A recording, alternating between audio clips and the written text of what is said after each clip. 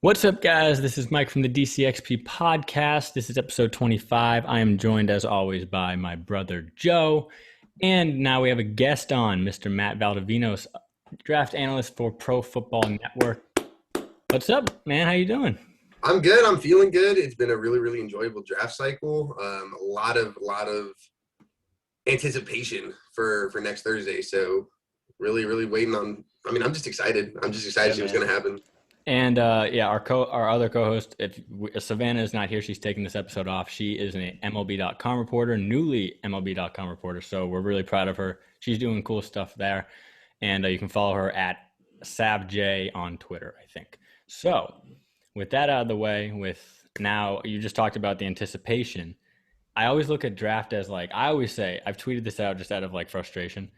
It's I am not looking at a mock draft till post free agency, because I just feel like there's and I get people like you in the draft world kind of have to just do that. People, it's a numbers thing. People just eat it up, right? We're going to have probably PFN, I would imagine, have at least 10 to 15 2022 mocks before week one of the regular season this upcoming year. It's just, people love it.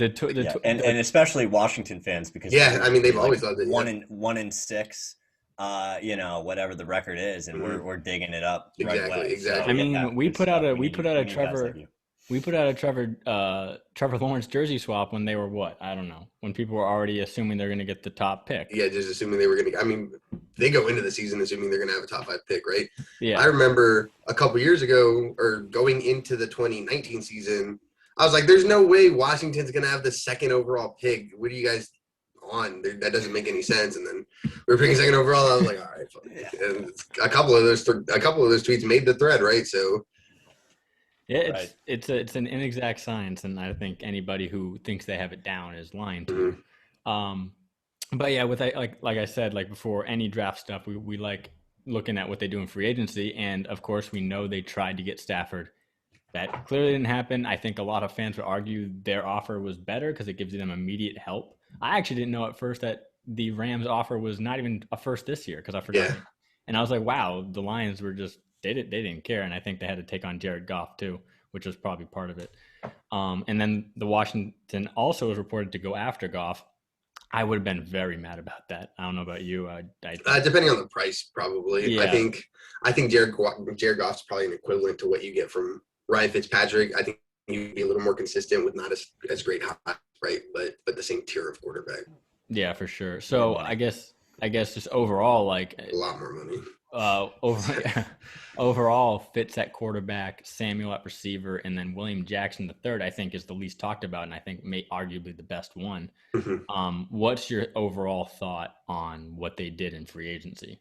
I was honestly very excited because I wasn't expecting, I expected them to bring in someone, but I knew everyone wanted these high pro, we were always talking. Yeah, I was definitely hitting you guys up hey, we need the swaps for this one, this one. So it was, but I knew deep down, I was like, I don't know if they're going to get real flashy here. That just doesn't make sense. And then the wide receiver market came out really slow. So I was like, okay, so I see what they're going to do. They're going to play this out and see if they can get a guy for a pretty decent deal, because when Corey Davis was the first domino to fall, where I was like, that's a pretty substantial underpay than what I was expecting for him.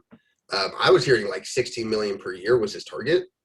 So when I found out he was getting 12, I was like, whoa, that's kind of insane to me. So I wanted to see, because I would have loved Corey Davis at 12 here, right? So I was like, okay, well, let's see what Washington does. Are they going to try and spring and meet these numbers here, or are they going to let someone really talented fall to them? They did that with Curtis Samuel with that $11 million a year average. It makes it easier, too, to sign Terry to an extension that you're going to have to after this upcoming season, just to get that out of the way as soon as possible. So it's good to be able to get Samuel at such a great price for what he's going to provide for the offense.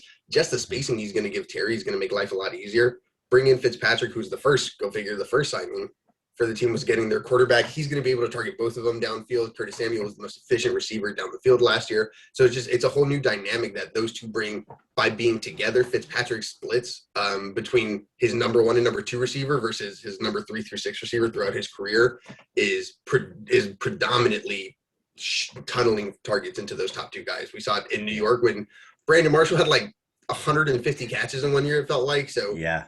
So Fitzpatrick has always been a guy who's just going to tunnel his top guys, and that's what you get now with Terry McLaurin and Curtis Samuel. And then, like you said, the William Jackson one, I did not expect to be in the William Jackson market at all because I thought that they knew they could get good cornerback play from whatever they decided there. With Ronald Darby, kind of the same idea last year. He was healthy, so he was able to give you good football. And he went on and got a nice payday from the Broncos. The Broncos, right division. But with William Jackson, this is a guy who he was my clear-cut number one CB in free agency. And honestly, like maybe 12 hours prior to William Jackson signing, I had a Twitter interaction where someone was like, Washington lost the first day of free agency because Ryan Fitzpatrick signed and that doesn't do anything for me, and they lost Ronald Darby, so they net lost a starter. And I was like, yeah, but you can get what you're going to get from Ronald Darby with Patrick Peterson, with Xavier Rhodes, anyone like that. You can just kind of plug into the same role, and they're going to do a good enough job that it doesn't make a difference. Or they could upgrade the position if they wanted to with a guy like William Jackson. Go figure. That's exactly what they did, and I guess that's what their plan was the entire time. That was someone that they identified, and when the receiver market was able to, be a little bit cheaper than they were expecting, they were able to shell out that extra money and go get that upgrade at corner. And I do agree that that's probably the biggest signing in terms of what it's going to do, and the overall best player of those three, in my opinion, is Jackson. Yeah. How much do you think he elevates the defense in terms of his production over Darby? Not even necessarily his play over Darby, but it's what his play is. It's him being such a good man coverage corner that it now allows the defense to run what Jack Del Rio wants to run, and it's this heavy one-man defense. Just have your free safety playing that overhang is that center fielder, and then let everyone else match up. Kendall Fuller can do that. Jimmy Moreland can do that. And then William Jackson can do that at an elite level. And that's the guy when you say, like, oh, he wants them, or they want him to shadow the opposing number ones. That's because he has the ability, he has the frame to do that, and he has the athletic ability to do that. Kendall Fuller's not real big, and he's not as athletic as William Jackson. He's not as fluid. But if you're giving me Kendall Fuller in man coverage versus a number 2 receiver on 99% of NFL teams, I'll take those odds pretty often. So yeah. It's what it transitions the defense into this year, as opposed to what they wanted to run with Darby, which was a little more cover 3, some cover 2, because the safety play was really up in the air early. And this also opens up for your pass rush now, which is ideally the best in the NFL, would be kind of what we're hoping for, but we're expecting a top 5 pass rushing unit in general just from that defensive line. And so with that man coverage, you're able to lock down receivers a little bit earlier in snaps. It's a little more risk reward, but because you have such a good guy in William Jackson, Kendall Fuller, and Jimmy Moreland, it opens up that pass rush to get home a little earlier. Well, and also I think when Darby went to Denver, it was, I think, the $20 million guaranteed that probably scared them, and I don't blame them. But the funniest thing about it is they pay him or Jackson $14 million a year, and they gave Norman $15 a year. Back in the day, which is like, when you think about it, people are like, oh, did we overpay? I'm like, no, I don't think you did. I think you probably underpaid. You got a nice gem, and I think his contract was actually even less than reported when they. Yeah, because there was an extra void year. I still don't know how those are working. I can't really speak on that. That's just illegal to me. Yeah, exactly. Like, what is the cap? Washington got cap penalties one year for the cap not existing, and now we can void years. Now you can give Taysom Hill like $200 million and be like, by the way, the last 5 of those don't even count. I have no idea how it works. I'm not a cap expert, but I think with Norman it's a little bit different because, I mean, some of us tend to forget that Josh Norman was considered the best cornerback in the NFL when he hit the market.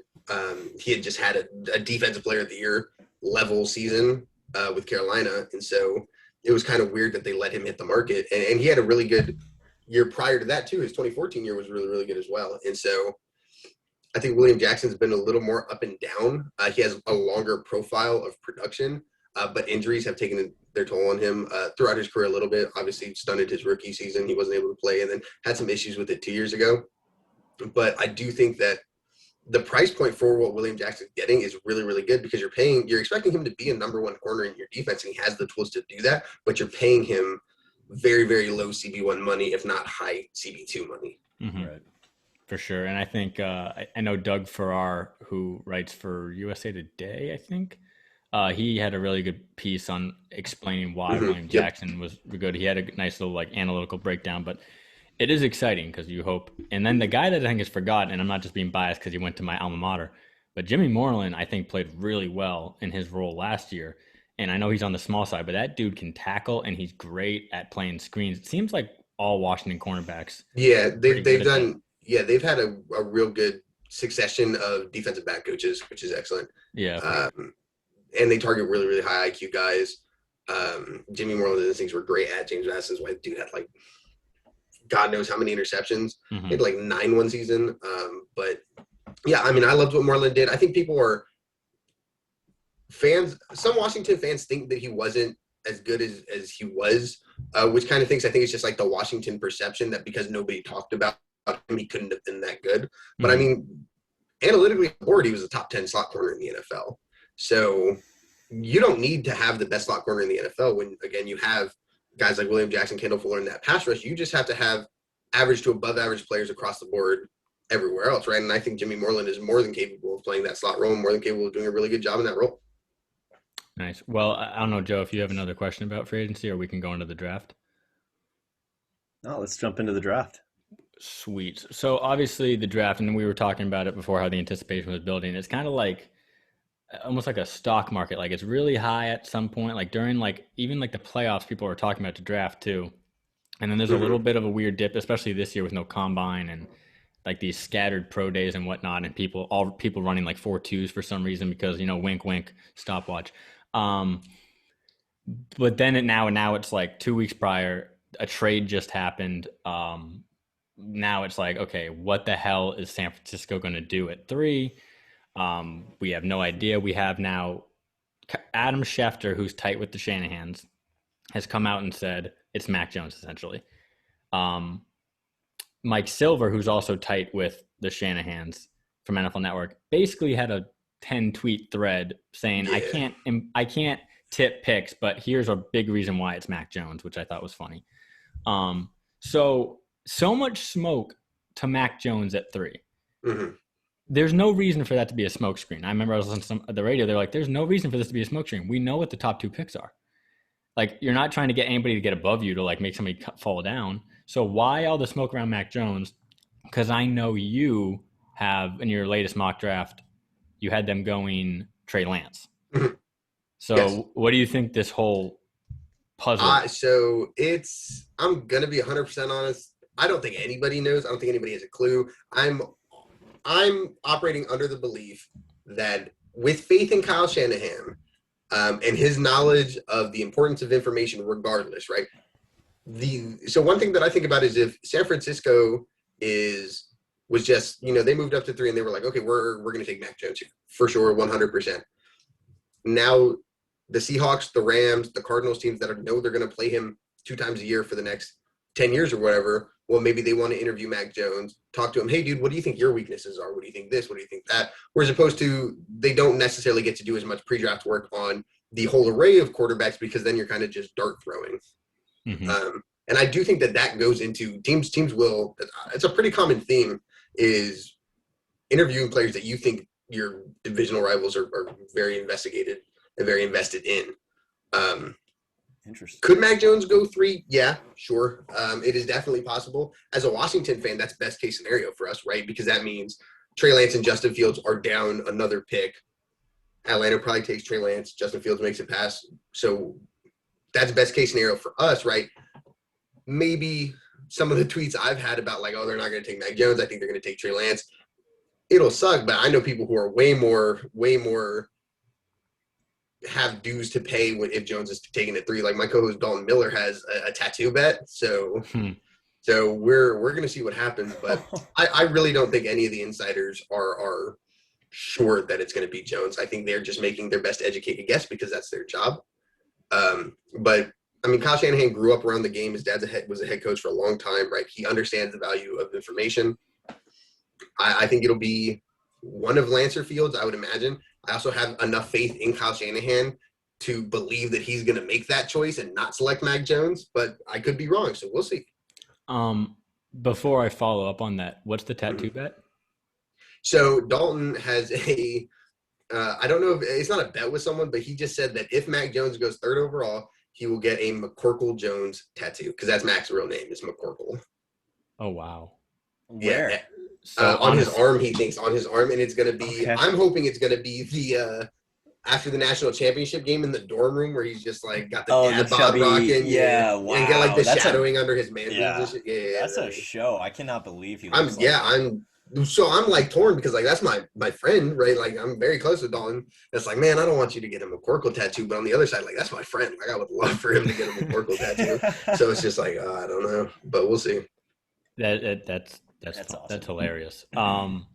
So okay, so yeah, the quarterback. The thing is, it's just weird. Like I always thought it was weird that there was so much smoke around that pick when it's like, if Kyle wanted to, like, in my opinion, Kyle is kind of a funny guy too, because he's like, you know what? I know smoked it. I'm just gonna mess with everybody. Like I'm just 100%. I 100% believe that could be a thing. Like Kyle Shanahan could absolutely just be trolling everyone. And like, do you name this kid after Lil Wayne? He does not care.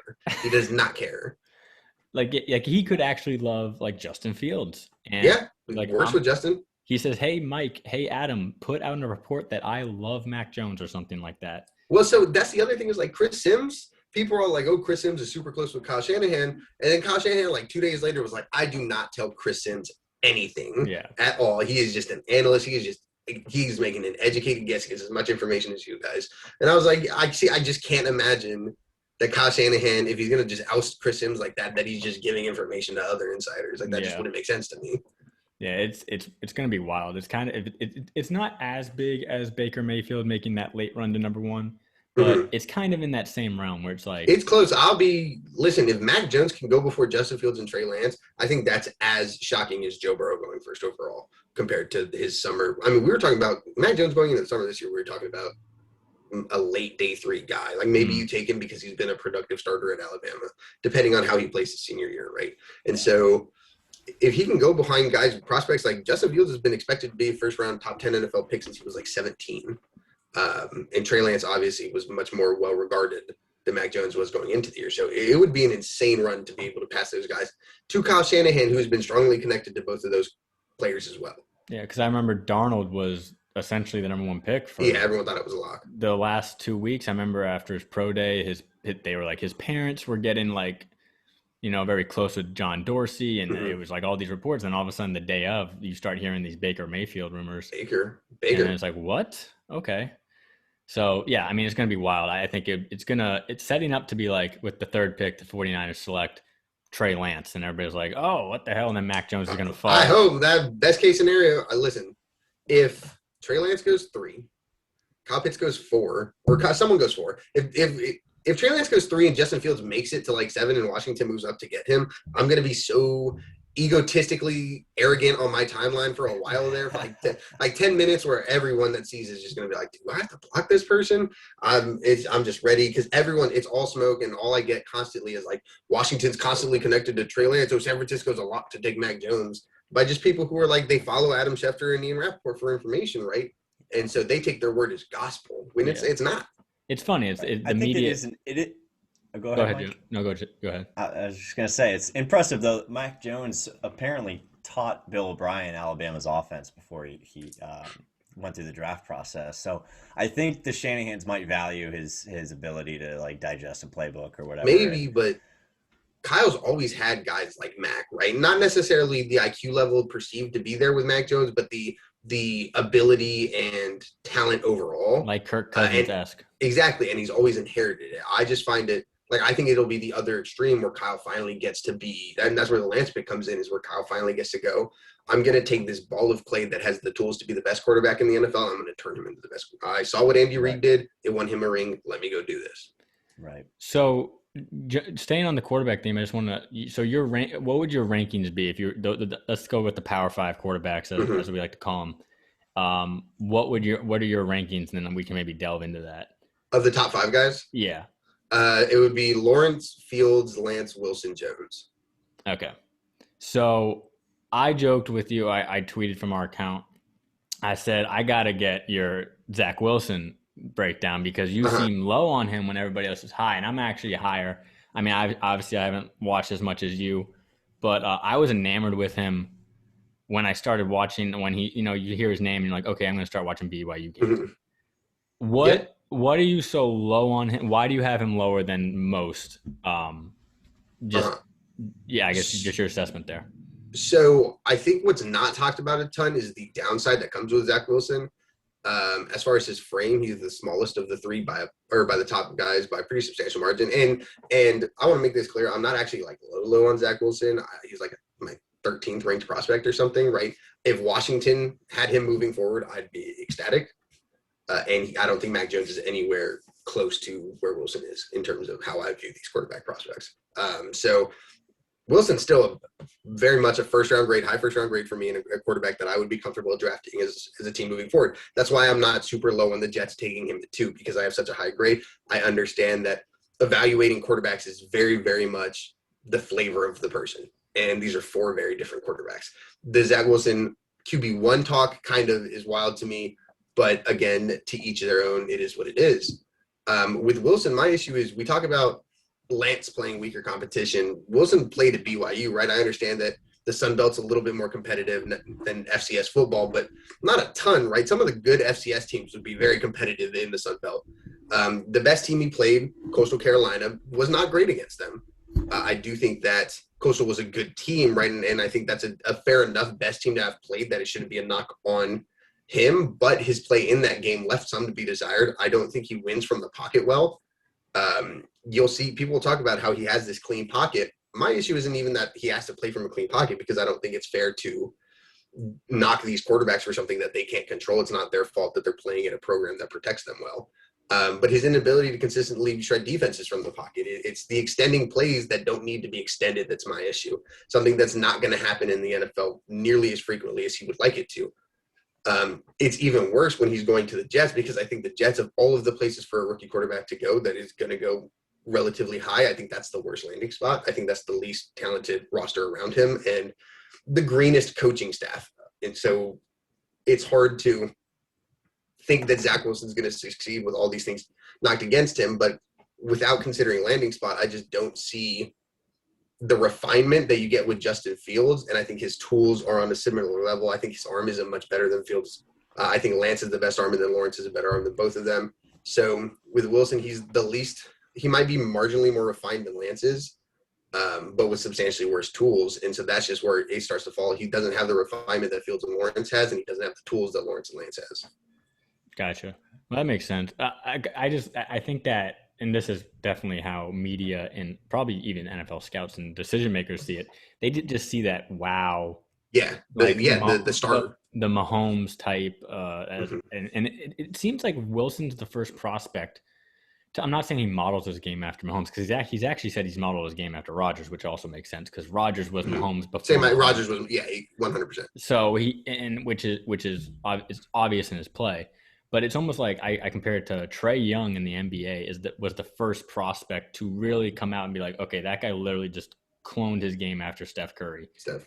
And Steph Curry basically broke the NBA and made it like a whole new thing. Same thing with Mahomes. Now everybody's looking to get Mahomes, the ability to win off script. Who people forget. In college, he was like good and he showed all that, but he also showed a lot of like, this guy makes some. There was downside, yeah. So, I was gonna say he does do a lot of the what you said your downside with Zach Wilson is. So it's interesting. It's such a crapshoot. You just never know. And on top of the this is not me trying to lower how anyone views Pat Mahomes. I think he's the best quarterback in the NFL. I expect him to be the best quarterback in the NFL for the next 15 years. But if you look at like dropped interceptions this year, I'm pretty sure he led by like 5 or 6 total. Yeah. Right. So but I think it was like 14 total overall. And so that's just kind of insane to me. Where like it's understandable that dropped interceptions happen for every quarterback, but the fact that Mahomes led is is a little bit, it explains his play style. It explains the kind of backyard football that people want, is the ability to improvise and to get off script and to make plays down the field. My issue with Zach Wilson is that Mahomes had the opportunity to learn how to win from a clean pocket, how to play in a pro-style offense, because he got to sit for a year. He got to play behind Alex Smith. He got to join a team that was very, very good regardless, right? It's hard for people who want to say, oh, well, we want to find the next Pat Mahomes. Well, then you have to make the situation that Pat Mahomes had as well, right? It's not just, oh, Pat Mahomes was going to be Pat Mahomes regardless of where he went. Bet you if the Bears traded up for Pat Mahomes instead of Mitch Trubisky, probably wouldn't have ended up real well. And so that's just where I think it's it's kind of, that's where the misconception in my eyes, where if he plays like Mahomes, it's going to translate to the NFL because Mahomes does it. Where I think Mahomes had a lot more work to do than people want to realize when he was prospect. There's a reason he didn't fall until, or he didn't get picked until like the 10th overall pick, right? Mm-hmm. There were those issues. Now Zach Wilson at 2, I think, is just what Mahomes is as a similar prospect, but with substantially worse tools. And so I do think that the NFL is trying to compensate a bit for letting Mahomes fall so high by trying to find the guys who play the most like him, when I think it's a bigger picture than just finding the guy like Pat Mahomes. Yeah, his situation was absolutely like perfect. Exactly. And also Andy Reid just knows how to coordinate offense. And Pat Mahomes, when he went on, what was the LeBron James show, The Shop, right? He said, I didn't know how to read a defense. Yeah, exactly. Exactly. And I think Andy Reid really helped him as well as Alex Smith just sitting behind him. But going back to your rankings, because I know Joe has a Justin Fields question for you. I know Joe. Well, Joe, I'll just let you ask it. I know Joe's not as high on Justin Fields. Yeah, I mean, from a Washington fan perspective, it seems like, especially after the last quarterback that we drafted in the first round, and then the quarterback before, by all accounts, Robert had a great work ethic, and it just didn't work out. With Dwayne, we see that, he was kind of like a fake you out type work ethic guy. What's the word on Justin Fields? Because I've seen conflicting reports, and that's something as a Washington fan, I'm to be honest, I'm worried about. Yeah, the Chris Sims report was, to my knowledge, was pretty out of nowhere. You can ask any coach, any teammate, anybody who's ever, even people back at Georgia, where Fields left Georgia to go play at Ohio State, right? Because he wanted a chance to start. They don't blame him. You don't hear old Georgia teammates ever have anything negative to say about Justin Fields. So I was actually pretty teed off when not Chris Sims, when Dan Orlovsky had the audacity to say that, because when you find, he goes on, not even the day after, the same day of, where he's like, I didn't double check this with any sources or anybody else who's close to the situation. And to me, that's just an automatic, okay, I can never trust you for information ever again. Right. So to me, I don't take anything he says with any, if he wants to evaluate quarterbacks, sure, he played quarterback, sure. To me, that doesn't mean anything. At the end of the day, I couldn't believe he said that. From all accounts, Justin Fields is the locker room guy in this class, as far as work ethic, as far as character, as far as who he is as a person. It's Justin Fields and then everyone else, right?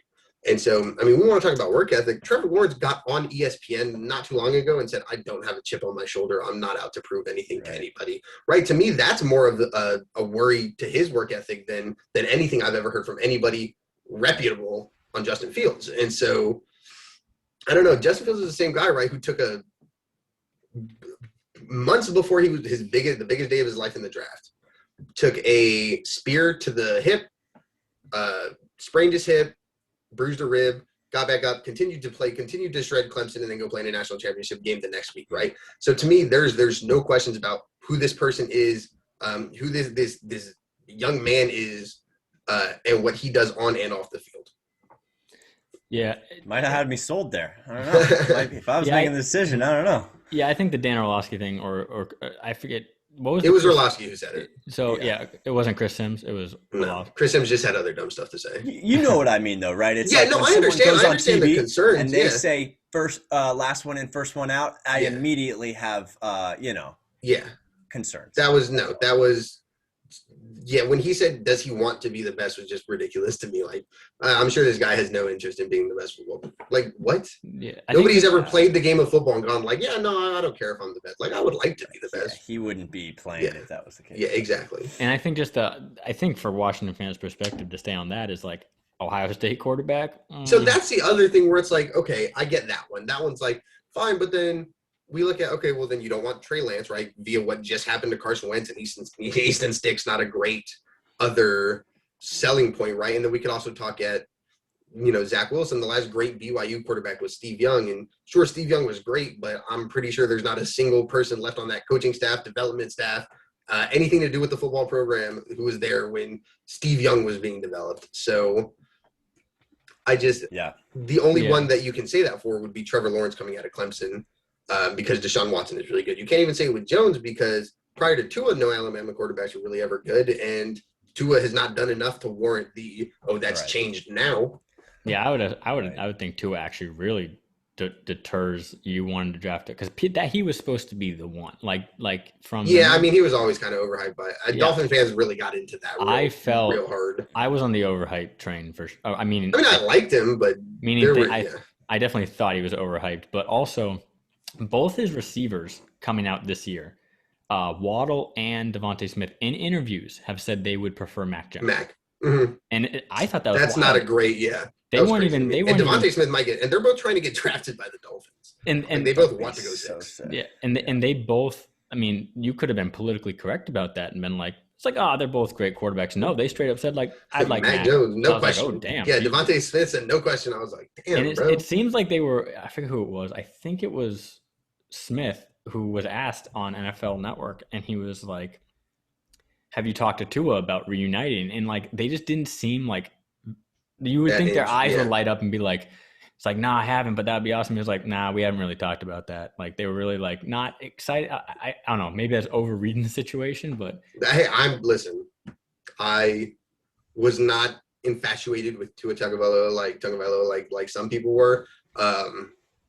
Some people thought it was like Tua and Trevor, right? But reasonable people were a little withdrawn just because obviously he had the talent around him, questions and everything like that. And Mac Jones has questions to face like that too. So does Justin Fields. So does Trey Lance. Actually Trey Lance does because in the FCS, that's basically in Alabama. But I mean, overall, I still think the jury's undecided, right? Like we don't know what Tua is going to be yet, but it is a worry that his teammates were like, yeah, I would prefer Mac Jones. Yeah. And so we talked about Mac Jones a little bit with the smokescreen stuff. We obviously went over Justin Fields. Who did we just talked about? We talked about Wilson. Wilson a little bit. Okay, so I guess I wanna end with the quarterback rankings. With what's your thoughts on Trey Lance? You have him going 3rd in your mock. Obviously, there's the FCS questions. I know he dominated JMU in the national championship a few years ago. That was not fun to watch. And it wasn't even from the pocket. He just ran all over him because he is a 6'4", basically almost. He was the best player on the field. Like he's big, he's fast, he has a cannon. Yep.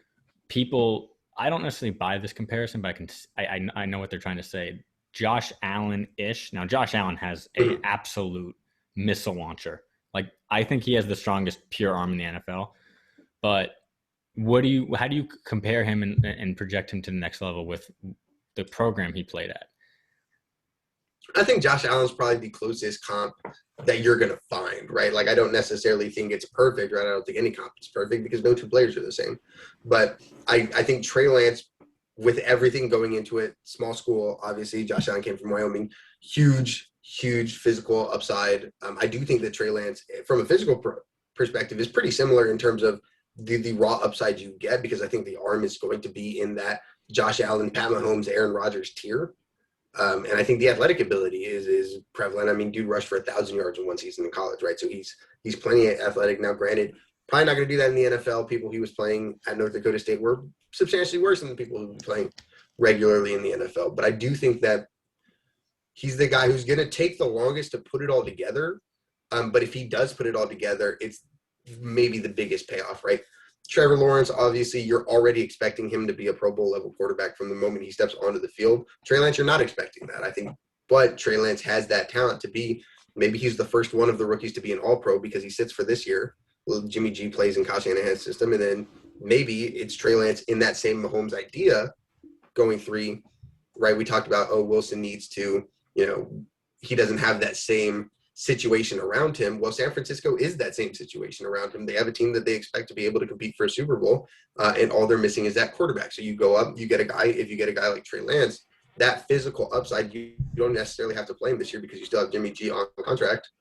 Let Jimmy G play this year, let Trey Lance sit, learn, continue to develop through that defense, continue to develop through that offense, learn how to read defenses, win from the pocket, and then use your running ability as a secondary weapon to keep, as an ultimate kind of neutralizer. And so I think that's where the prospect of Trey Lance intrigued essentially everyone, because everyone wants the quarterback with the elite tools, but it's who has that risk tolerance to go get him knowing the downside that he's an FCS guy. He is a one-year starter. There are some accuracy concerns. So that's where I think the kind of volatility of Trey Lance's stock and how he's viewed among the consensus goes. And where did you have him ranked again? He's my number 3 quarterback. Number 3. Okay. So you would, because I've seen the connections to Washington, and honestly, any report I take with a grain of salt. But so would you be comfortable if Washington were to make a move to trade up wherever they needed to and take him? Would you be good with that? I would be Washington trading up and getting any top 4 quarterback. I think the team is built for that. You get a guy like Justin Fields, who maybe is ready to play right now. Let him compete for that starting spot in training camp. You get a guy like Trey Lance, who's not ready to compete right now. That's fine. Ryan Fitzpatrick will win the job. Let Fitzpatrick play to whatever point you need him to, whether it's this season or the start of next season, and then Trey Lance can come out. Gotcha. And then I guess do you feel like he has some Cam Newton in him? Like, do you feel like he can kind of, when he gets to the point of he's comfortable, he can kind of like Josh Allen get his ass kicked throughout the game a little bit, but by the end of it, he's gonna control the game and the tempo and completely, be the best player on the field type potential. Yeah, and I mean, we said Rodgers was Mahomes before Mahomes, right? I think Cam Newton was kind of Josh Allen before Josh Allen, the dude who was just, he stood out there. He was bigger than everyone. He was more athletic than everyone. And it wasn't just that way in high school and then just that way in college. It was that way when he got to the NFL too. That's why he was the number 1 pick. That's why Josh Allen was the 8th pick or whatever he was. And so with guys like that, with just that sheer upside of talent, I do think that Trey Lance is closer. When we talk about like just a player comp, the tools, Cam Newton's actually the one that makes a lot of sense to me, as well as Josh Allen. And with Josh Allen, he's a very good example of you 100% can improve your ball placement in the NFL. Because absolutely, he played at Wyoming, didn't put up crazy stats. I know he's playing with subpar players as well, but there was actually like, wow, this guy's crazy inaccurate. Like when he is throwing from a clean pocket and stuff, and then he gets to the NFL, you see the inaccuracy issues his first year, but you see literally a trend of his percentage go up, and it's not just box score numbers. It's like eye test. Like this guy has improved his accuracy. So when people think about maybe whoever they're criticizing in this draft, whether it be, I would say Trey Lance, people have said there might be accuracy issues. I'd be like, look at Josh Allen. Like they also went out and got a number 1 for him. Exactly. And that probably increased his ball placement. The decision making as well, just knowing what balls to throw, right? Like if you can throw an accurate ball to a contested receiver and it's still gonna, I mean, if the ball hits the ground, it's still gonna negatively impact your completion percentage, whether or not you threw it accurately. Yeah, for sure. And so that's a thing that not a ton of people take into consideration as well. I think Lance is more accurate than Allen coming out of college, but like you said, pointing out, you can develop that accuracy, and that's what the difference between maybe a guy like Zach Wilson and even a guy like Mac Jones, where you talk about like, oh, well, I can understand why Kyle Shanahan would want him to be supremely intelligent and he's accurate. Well, you can continue to learn the game of football. You can continue to develop your football acumen and your decision making. You can continue to get better at placing balls down the field or wherever you need to. You cannot grow to be 6'6", 235 pounds with a rocket arm and run a 4.5. Some people, unfortunately, I'm sure all 3 of us know, you just can't decide to do that one day. You can't just work to do that. You can work to become more athletic overall, but Mac Jones and Trey Lance spend the same amount of time working their body versus working their mind. Trey Lance is going to be a lot smarter than Mac Jones is going to be in shape. I would bet my life. Mm-hmm. Well, before we get to like specific Washington stuff, I did have a couple other rankings that I want to go to that are more, in the public eye. In the receiver rankings, I know I've seen a couple weird like top 5s. I know Cynthia Freeland at NFL Network, she's more analytical based. And so I know she had like Terrace Marshall Jr. in her top 5. And because he's on my radar as like antenna goes up, like, he's a big, fast receiver. I always evaluate those wrong. I feel like everybody does. But what is your thoughts on the receiver class as a whole and compared to last year, which was really good, and they all kind of, most of them, I would say, performed pretty well in their first year, especially Justin Jefferson, who just went absolutely crazy. Yeah, I mean, I think they're similar classes, and honestly, next year's class will probably be similar too, not nearly as deep. But the overall level of first round talent, like elite talent that you see coming out, I think is better overall this year than last year, because I have 4 first round grades this year where I only had 2 last year, and so guys like Devontae Smith, Jalen Waddle, Jamar Chase, and Rashad Bateman were all guys that I think have all the tools, have all the production, have everything you could need to green light taking a wide receiver in the first round. Now, some of these guys might be going 5th and 6th overall. That's a little rich for me. I don't know if I would ever take a wide receiver that's not a Julio Jones level prospect that high. But overall, I mean, the class is deep. There are going to be guys taken on day 3 and probably early day 4 that are going to be productive wide receivers. And I can probably see a couple Pro Bowls coming in from those day 2 receivers. And I think that's really where the value found. But any of the top 4 guys are really, really good in the first round as well. Would you this is a random question I just thought of. Do you have like a who is like the Terry McLaurin of this draft if you were to pick one at the top of your head? So obviously it's hard to just say like one of these guys is going to go out and be 1,200 yards in their sophomore year, but I think one guy that I really like who followed the same path as McLaurin is a guy Cornell Powell out of Clemson. Went to a major program, right? Terry to Ohio State, Cornell Powell to Clemson as a relatively big recruit, right? Not like a 5-star guy, but 4, I think mid 4 stars for both of them. Terry's more athletic and more explosive, so that helps him a little more. He's a little more refined with his routes, but Powell's a really, really good route runner, sure hands, had a very productive Senior Bowl, continued to show that he just wins consistently. He just didn't get a lot of targets because Clemson was constantly producing receiver prospects. And so I do think Powell is going to be the guy who's going to outproduce his draft stock. The issue with predicting these guys, though, is this is just off of evaluation. A lot that goes into it, and I think what people don't recognize is a reason Terry got to be so productive so early is because Washington didn't have any other receivers. So draft capital and just opportunity. So we'll find out pretty early which rookie wide receiver is going to have the opportunity to get a lot of playing time early. And I have no idea where Joe just went, but I'll probably figure that out soon. But you were just said Powell from Clemson. That dude, I saw him at the pro day. He is built he is jacked. Yeah, shaped very nicely. Yeah. Yes, he is he just almost like a bowling ball, just built. Like the guy's arms are the size of my head. But I saw a mock draft by Bucky Brooks. This was a couple weeks ago, and I definitely had to make like some kind of graphic for it and just thing. And I made actually a video. Oh, there he is. We good, Joe? I don't know what happened. Sorry about that. No, you're good. I was just asking about the Bucky Brooks saying if Devontae Smith fell to 19 somehow, and I wanted to add on to that. Is there any concern about his weight, which was now at? I mean, yes and no. It's 166 now. Yeah. Right. There's concerns with everything, right? Like I had DK Metcalf as a top 10 prospect coming out in 2019, but I still had concerns about the neck, right? Jamar Chase, great prospect, did not play football in a year. That's a concern to me, right? So these are all things that I'm concerned with, but not things that affect me so much that I feel this player's value should be dropped significantly. Devontae Smith, there are going to be plays in the NFL where elite press man coverage cornerbacks are going to bully him. He's not going to be able to beat them because he's not strong enough to beat them. There are going to be times where he gets washed out of a play and he provides pretty much nothing as a blocker because he weighs about as much as a mattress. So it's just with Devontae Smith, yeah, the weight is a concern at times, but dude won the Heisman this past year, so it could not have been so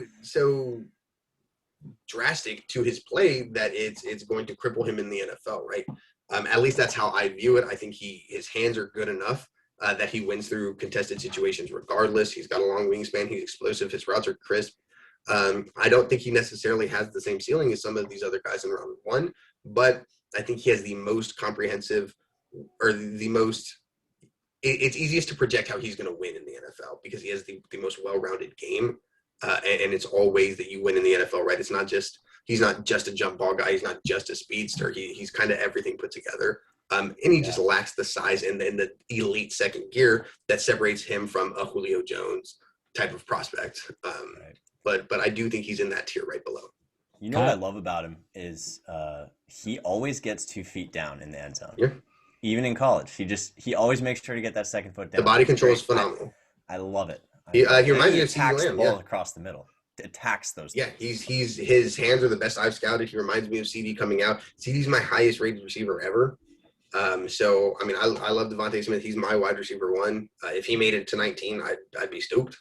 I don't even think I can't imagine the team would consider much else. No, I can't believe the Patriots wouldn't draft him at 50. Yeah, exactly. Like that seems like not gonna happen. But I was gonna say Kyle Brandt on Good Morning Football had a good quote. He said, "I don't need him to be Mr. Universe. I need him to be Mr. Heisman," which is a good point. Like, I mean, he won the Heisman for a reason, but it is funny. He's 6 feet 1, or maybe 6'1". I'm not sure.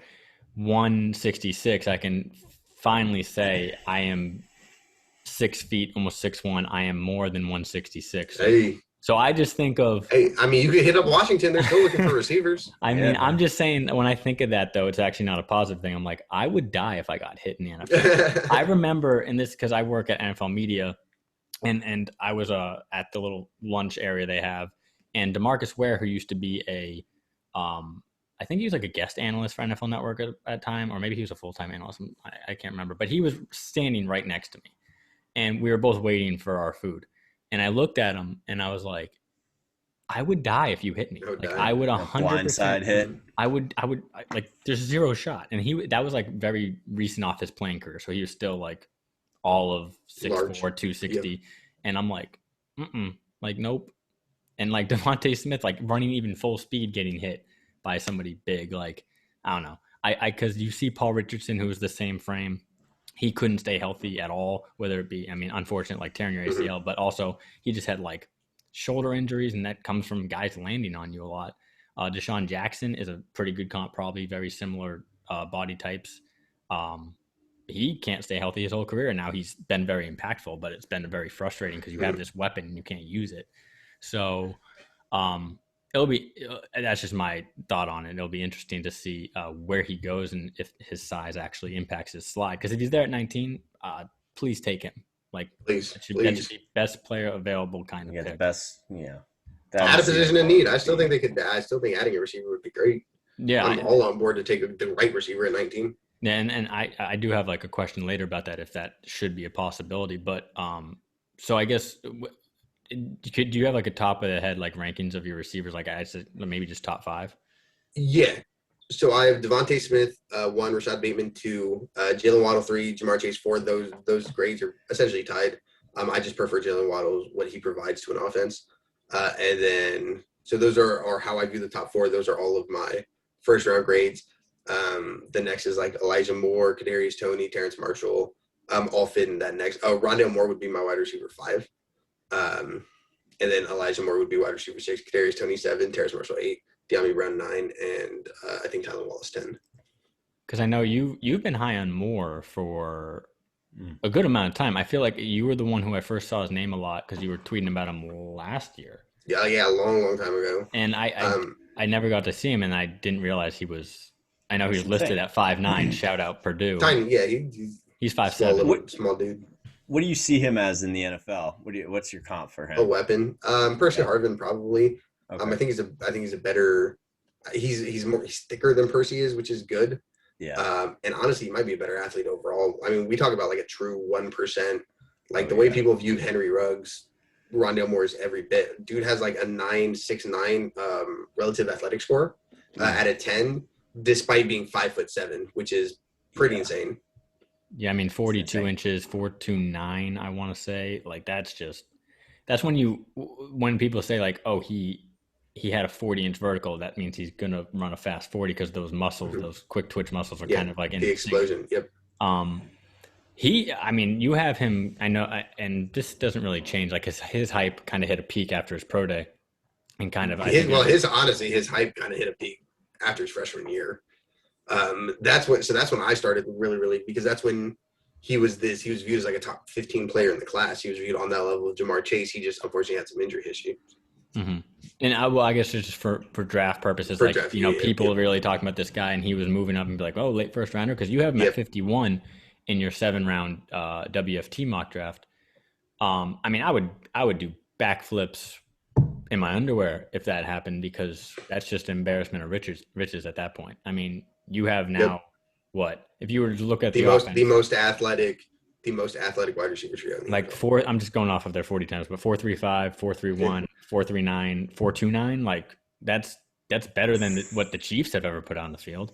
Yep. And I'm not saying we're going to be the Chiefs. I'm just saying like that is gotta get that quarterback right. I'd love Pat Mahomes. Yeah, I'm just like you line up Terry, Rondell Moore, and Curtis Samuel, like, and you can line them up, and they're all kind of like 6 feet sub. Like you can all line up in the backfield. You have no idea where they're going to be. And then Antonio Gibson, who was a receiver in college, pre-snap, pre-snap. I mean, that's J.D. McKissick played receiver in college. I mean, Logan Thomas played quarterback in Thomas. What are you? How are they going to know what's going to happen? I mean, but yeah, Scott Turner loves pre-snap motion. Loves it. But yeah, we can definitely get into that when we go over your mock draft there. But just so, have you gotten real quick? As an Ole Miss grad, I kind of wish you would have thrown Elijah in that top 5. But what do you see out of him? And I know he can. It looks like he's going to win one-on-ones regularly in the NFL. He's got great feet, great hands, good anticipation. But what do you see his comp like? What do you see his impact like on a team? So I comp him to Jamison Crowder, actually, former Washington guy, because I think so. Of the tier 2 receivers, he is far and away the most nuanced, right? He's the best route runner. He's the cleanest stems, explosive out of his breaks, great hand, really, really good after the catch. Guys like Kadarius Toney and Rondell Moore are a bit more gadgety.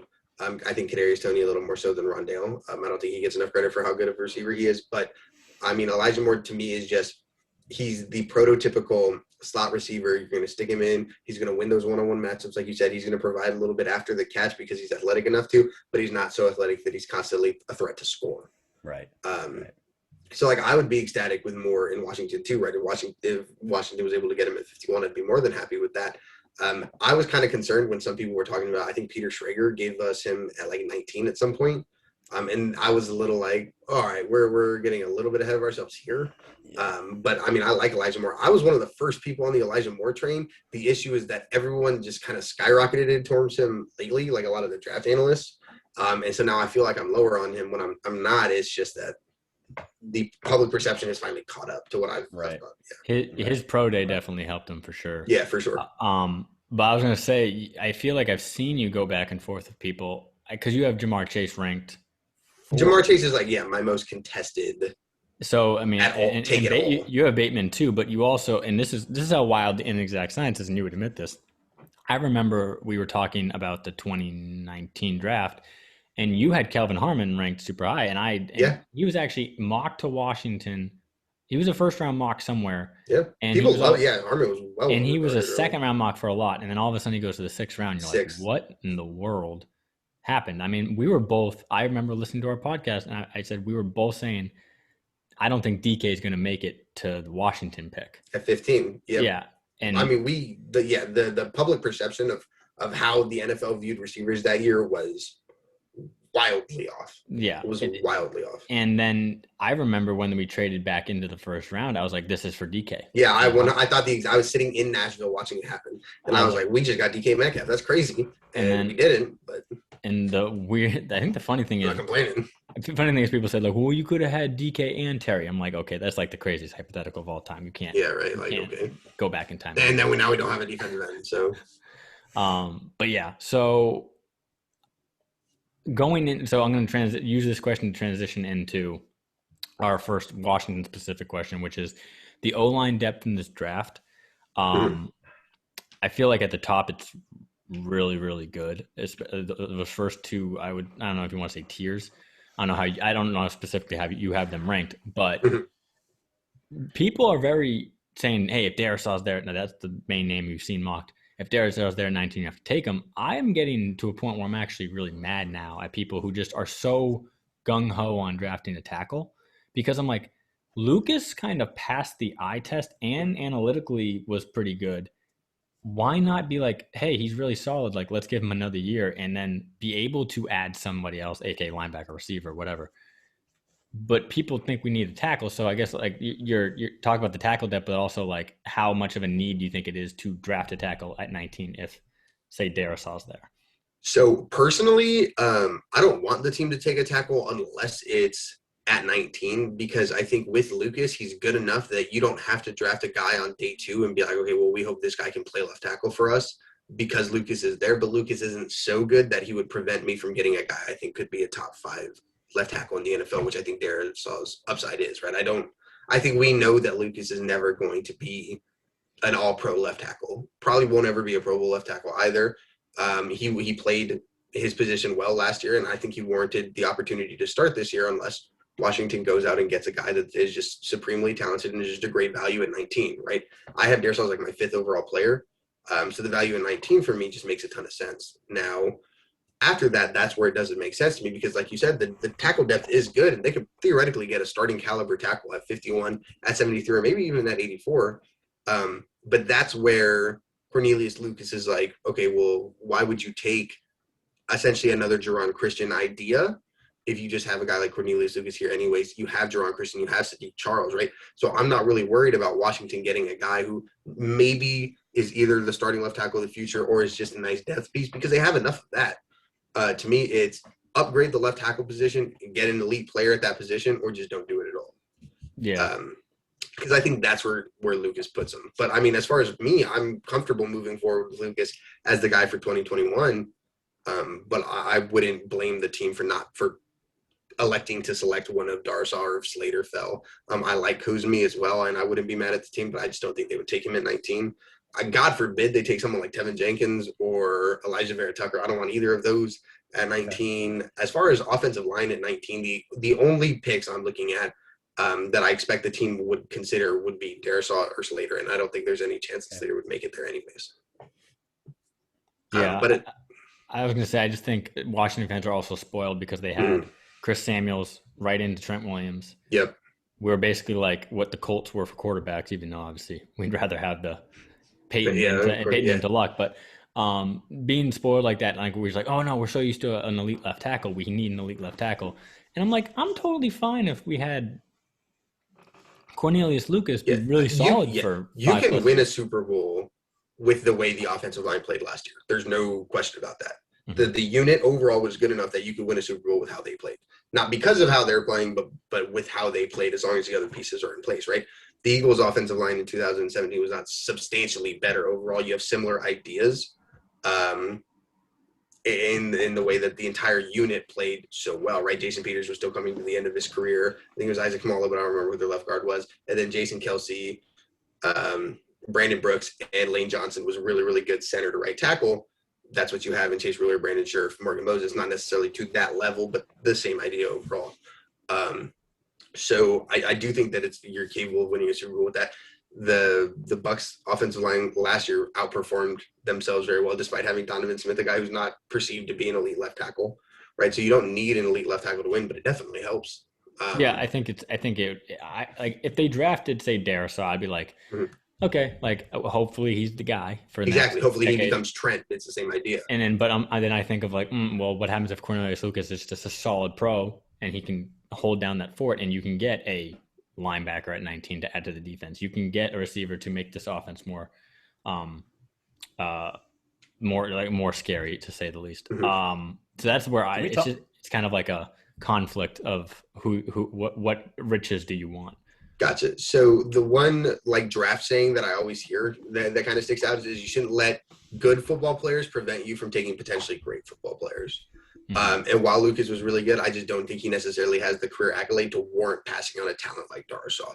So that's where I think the team would think. That's how I would feel about it as well. But I don't blame you for thinking that Washington should put a higher premium on a different position. I'm just of the belief that you should draft via the board, not via team need ranking.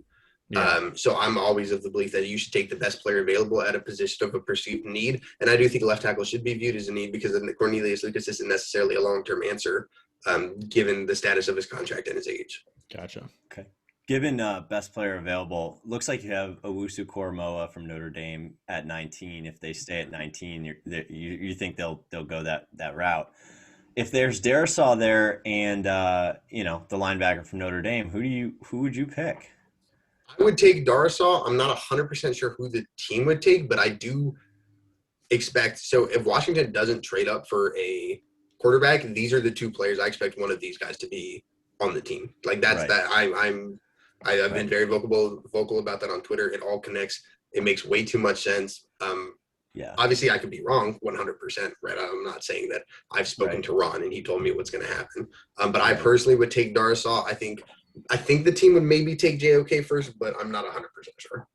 Yeah. It just seems like there were some stretches on the defense last year where they just let too many things slip through the cracks, and there were just too many third down conversions. And I know that they were a top 5 defense, but you watch those games and they need help at linebacker. That's absolutely, a fact. So it'll be interesting to see how they upgrade it, because it seems like they do still need to upgrade that position, right? I agree. That and free safety, I think, are the 2 things left over for defense that they have to address.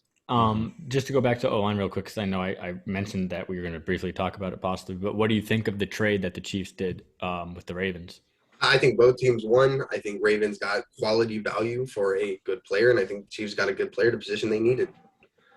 So, I mean, I like the deal for both teams. I don't think either one was just an outright obvious winner. I know some people did. Some people thought Baltimore won. Some people thought Kansas City got Orlando Brown a lot cheaper than he was going for. I think if people are arguing about who won the trade, it means it was a pretty fair trade. Well, I think the Chiefs also, to get a second back too. Yeah, it's huge. So they didn't lose. It's essentially they in a way traded up. If you kind of look at it that way, they traded. The Ravens did. Or the Ravens traded up. Yeah. Essentially. To look at that, but I just look at the Chiefs after what happened in the Super Bowl. You have the greatest quarterback playing right now in a bad O-line, and what happened is that nothing could get done, and they were just like, never again, and just went ham this offseason to make sure they have one of the best offensive lines now in football, probably. And if you look at their team comparative to last year, there's not a whole lot of turnover. The only major difference is that their offensive line got a lot better. Because they have Orlando Brown, they added 5 starters. That's insanity. They got Long out of retirement. We don't know. Joe Thuney, Orlando Brown, right? Yeah. So it was. I mean, they definitely made sure. I wonder if Patrick Mahomes. I wonder if Patrick Mahomes was in their ear, like, "Hey, go figure. Did you see what happened? I can't do it all myself." Even he played a great game despite it. Yeah, he despite had a couple. All that, he played an amazing game. He definitely had a couple greatest throws of all time that never happened. 100%. Dude was getting sacked, pulled out of bounds, spinning, and dotted the corner of the end zone. And I was just like, all right, this is just not fair. How did this happen? There's a great mic'd up in that game. I think NFL Films put it out of Buccaneers players going like, "Oh my God. What the hell? Like, what is it? This guy's not human." But yeah, so O-line is a premium to some teams. I mean, especially when you made the Super Bowl, and the reason why you lost most likely is because Pat Mahomes got no time. But yeah, so I want to get into the quarterback of the Washington football team and what the hell the plan is going to be. Because, I mean, if they don't get one in this draft, you kind of are in a similar, because, I mean, you can correct me if I'm wrong, the quarterback draft class next year is not looked at as great. See, this is probably the best quarterback class we're going to have for a while. Just because there's a possibility, like there's a reality where 4 quarterbacks go in the first 4 picks. Like I said, I have Zach Wilson as QB4, and he's my number 13 ranked quarterback. He's my number 4 quarterback and my number 13 overall player. And so it's pretty uncommon that I, as a Washington, right, like I would go in and say there are 4 quarterbacks in this draft that I would be comfortable with my team taking and making that the plan of their future. I can't say that for 2021. Honestly, there's nobody in that class right now that I'm sold is a franchise quarterback. They obviously have a year to play. Zach Wilson was not viewed as a the second overall type pick going into last year. Trey Lance was not viewed necessarily as high as he might be right now, but he was still trending upwards. Guys like Spencer Rattler and Sam Howell and Keaton Slovis and Jaden Daniels and JT Daniels, right? Like Desmond Ridder, there's names, there's talent, but there's not necessarily great prospects. I don't necessarily think that Washington kind of obviously winning the division is great and it's great for the culture. And I'm very happy with how things have played out for Washington so far. And I'll continue to be pretty comfortable with how things are going on, but it is imperative that they find that quarterback. I think it's pretty unlikely they win the division this year. Obviously there's that back-to-back winners curse. There's the first place schedule. Other teams, obviously the Giants got better. The Cowboys get Dak back, right? So there are going to be some competing factors. So it might be a little bit easier for Washington to go get a guy anyways next year. And it also won't be so contested to get a quarterback next year like it is this year. And then on top of that, obviously with the Deshaun Watson, that case is still up in the air. We don't know what's happening, but he still doesn't want to play for Houston, right? That hasn't changed. He might hit the market. Maybe a guy like Russell Wilson. There were talks about he might hit the market. Aaron Rodgers talks about maybe he doesn't play for the, he might hit the market, right? So you never know what quarterback options are going to be there. My put a tinfoil hat on kind of thing is Aaron Rodgers might be the Washington quarterback. You're not. I think Ron Rivera is like, hey, if I can't get a quarterback here, I know Fitzpatrick is a 1-year stopgap, and I know next year might be Aaron Rodgers last because of Jordan Love, and they might just put Aaron Rodgers on the market, trade 3 firsts for him. I don't care, and you put him with that D line. You put him with that D line. You put him with those weapons. Presumably maybe even adding to those weapons in this draft. That team's a Super Bowl contender. I mean, 100 without question. That team's a Super Bowl favorite. Yeah, I mean that's ridiculous. Mike, put me on record. I do not want Spencer Rattler. I don't care if he throws for 550 touchdowns next year. I saw a clip of him on the Elite 11. Matt, you probably know what I'm talking about, of him. The QB1 stuff, yeah. Or whatever that was, yeah. I'm not a fan of the person. Oh man, he is. Apparently it's better, but I mean that's there forever. So he's gonna have a lot of answers. Yeah. So I guess to cap the quarterback, because I mean it's been talked ad nauseum to cap the quarterback conversation. What's your gut? Do you think they'll make a move up and say? I mean, it obviously depends how the board plays out. Exactly. Like Ron's been saying, they're going to react to what happens in front of them. That's been his favorite saying lately, and I believe that's true. So, like, let's say it's gonna vary based on every pick, right? The first 2 picks, we know what's going to happen. You don't even consider that. I would say I feel about 50-50. Like, we can just say I feel 50-50 going into the 3rd pick. If Justin Fields goes with that 3rd pick, I would guess 1% chance that they trade up for a quarterback, right? That's how impactful that pick is. Mac Jones, right, gets drafted 3rd overall. Maybe that boosts up to 75% chance they trade up for a quarterback. So it all depends on who goes 3rd. I think Justin Fields, to me, I've said this throughout the process, just makes the most sense for what Washington wants in a person, a player, and a quarterback. And then Trey Lance is the other guy. Now, I know John Keim has recently said that they really, really value experience, so he would be surprised if they traded for Trey Lance. That's good for us. That also means they're not going to trade up for Mac Jones if they refuse to trade up for Trey Lance. But I do think that Lance would make sense for someone they would also want to target. So during smokescreen season, those are the 2 guys that I think are most likely. And I would guess pick number 7 to Detroit is where you see it. If that is available, if Denver doesn't offer a deal that blows the Lions away to move back 2 spots, but Washington gives them a deal that blows them away to move back 12 spots, I think that's when you're going to see it happen for Justin Fields at 7, would be my guess. And I think they already showed, like, hey, we're willing to give a 1st and a 3rd for Stafford. Exactly. So, and so that's the other thing. They've already talked to the Lions. They could potentially have also said in that, okay, Stafford, we're going to send Stafford to Los Angeles, but thanks for the offer. It was very competitive. That shows that Washington went through deep with the process, let Detroit know they're hungry. They will pay what they have to pay. That means that sets up for potential conversations to move up to 7. And I wasn't even thinking from the specific team perspective. I was actually thinking showing, hey, they were just rumored by the reports, 1st and 3rd to get your quarterback. Okay, so if Stafford was your guy and you could have had him for 3 or 4 more years, okay, we're not. Maybe if we love a guy, say it's Lance, Fields, whoever, we're willing to trade capital to get our guy. Mm-hmm. So I think that overlays into a draft trade too. It's like, okay, you're willing to get Stafford with that. If you loved Lance and he falls to 7, pulled the trigger, give a 1st, a 3rd, maybe another 1st. I don't know what they would. The other thing that I just thought of is I guess Washington agreed to send a player at some point. A starter or something, yeah. Yeah, that would indicate that Detroit has interest in somebody that's playing for Washington right now. Mm-hmm. Just another thing to consider should Washington move. Yeah. And people say they see Deron Payne go. Yeah, I mean, one of them is going to be gone pretty soon. I'm of the belief that Jonathan Allen's the best defensive tackle on the team. I think he's the best player on the team, to be honest. And I think he'll get his extension this year. I know they're highly motivated to get that done. I think that will get done too. Yeah. Yeah. Payne showed out in that playoff. Yeah, and Duran has been a lot better than I expected when he got drafted. And he's been super, super good. The issue is if you give him an extension on top of Allen, you're probably paying like $35 million for 2 defensive tackles. Yeah. That's a quarterback. Yeah, they do have Ioannidis on a good very, deal. very, and very then good Tim deal. Settle. That's the other thing. I think they got to extend Tim Settle. People forget. People completely forget. Like the national media says, like, "Oh, they have a great D line." I'm like, you realize, like, you don't even. Yeah, they don't even know. I almost said Matt Valdovinos. Matt Ioannidis Didn't even play. Is one of the better players. I Yeah. mean, I remember talking to my buddy who I worked with, and they don't even know who he is. And I'm like, this guy at one point had a pressure rate comparative to Aaron Donald. He just didn't play.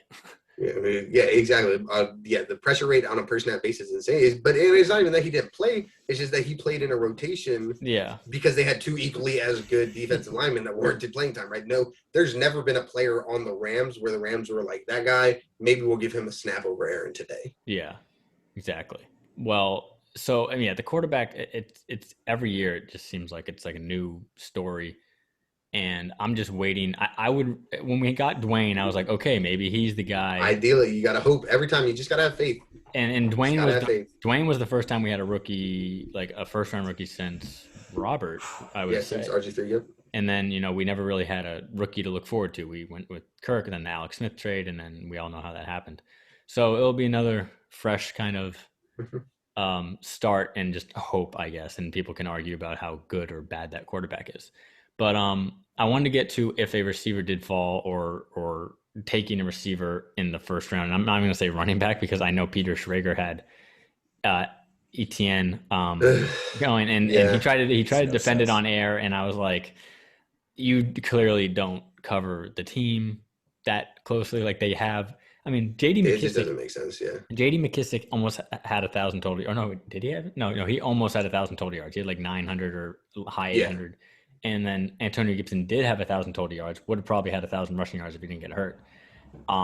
You should please don't draft a running back in the first round. Go find an undrafted guy. And not just that, Washington or Ron Rivera and the guys that they like at the running back position that they've historically drafted and targeted don't play anything like Travis Etienne. Maybe Najee Harris would make sense because of his receiving abilities. And if you wanted to mock him at 19, I'd be like, well, shit. I do love Najee. All right, fine. But yeah, Travis Etienne just does not make any sense. That was just Peter was going through the mock. He was like, shit, I don't know where to put Travis. Washington. Yeah. And the thing is, to be fair, Peter is very well connected. Yeah, very well connected. But I just don't I don't think Ron pretty much eliminated every leak. He's got that. He's running it airtight over there now. Right. Love that. But quick, I think it's interesting. Sorry, Mike, to cut you off again. But I think it's interesting that they signed Lamar Miller to a somewhat guaranteed contract, I think. And it is interesting because they had him on the futures contract after the season, and then they gave him the contract before the playoff game.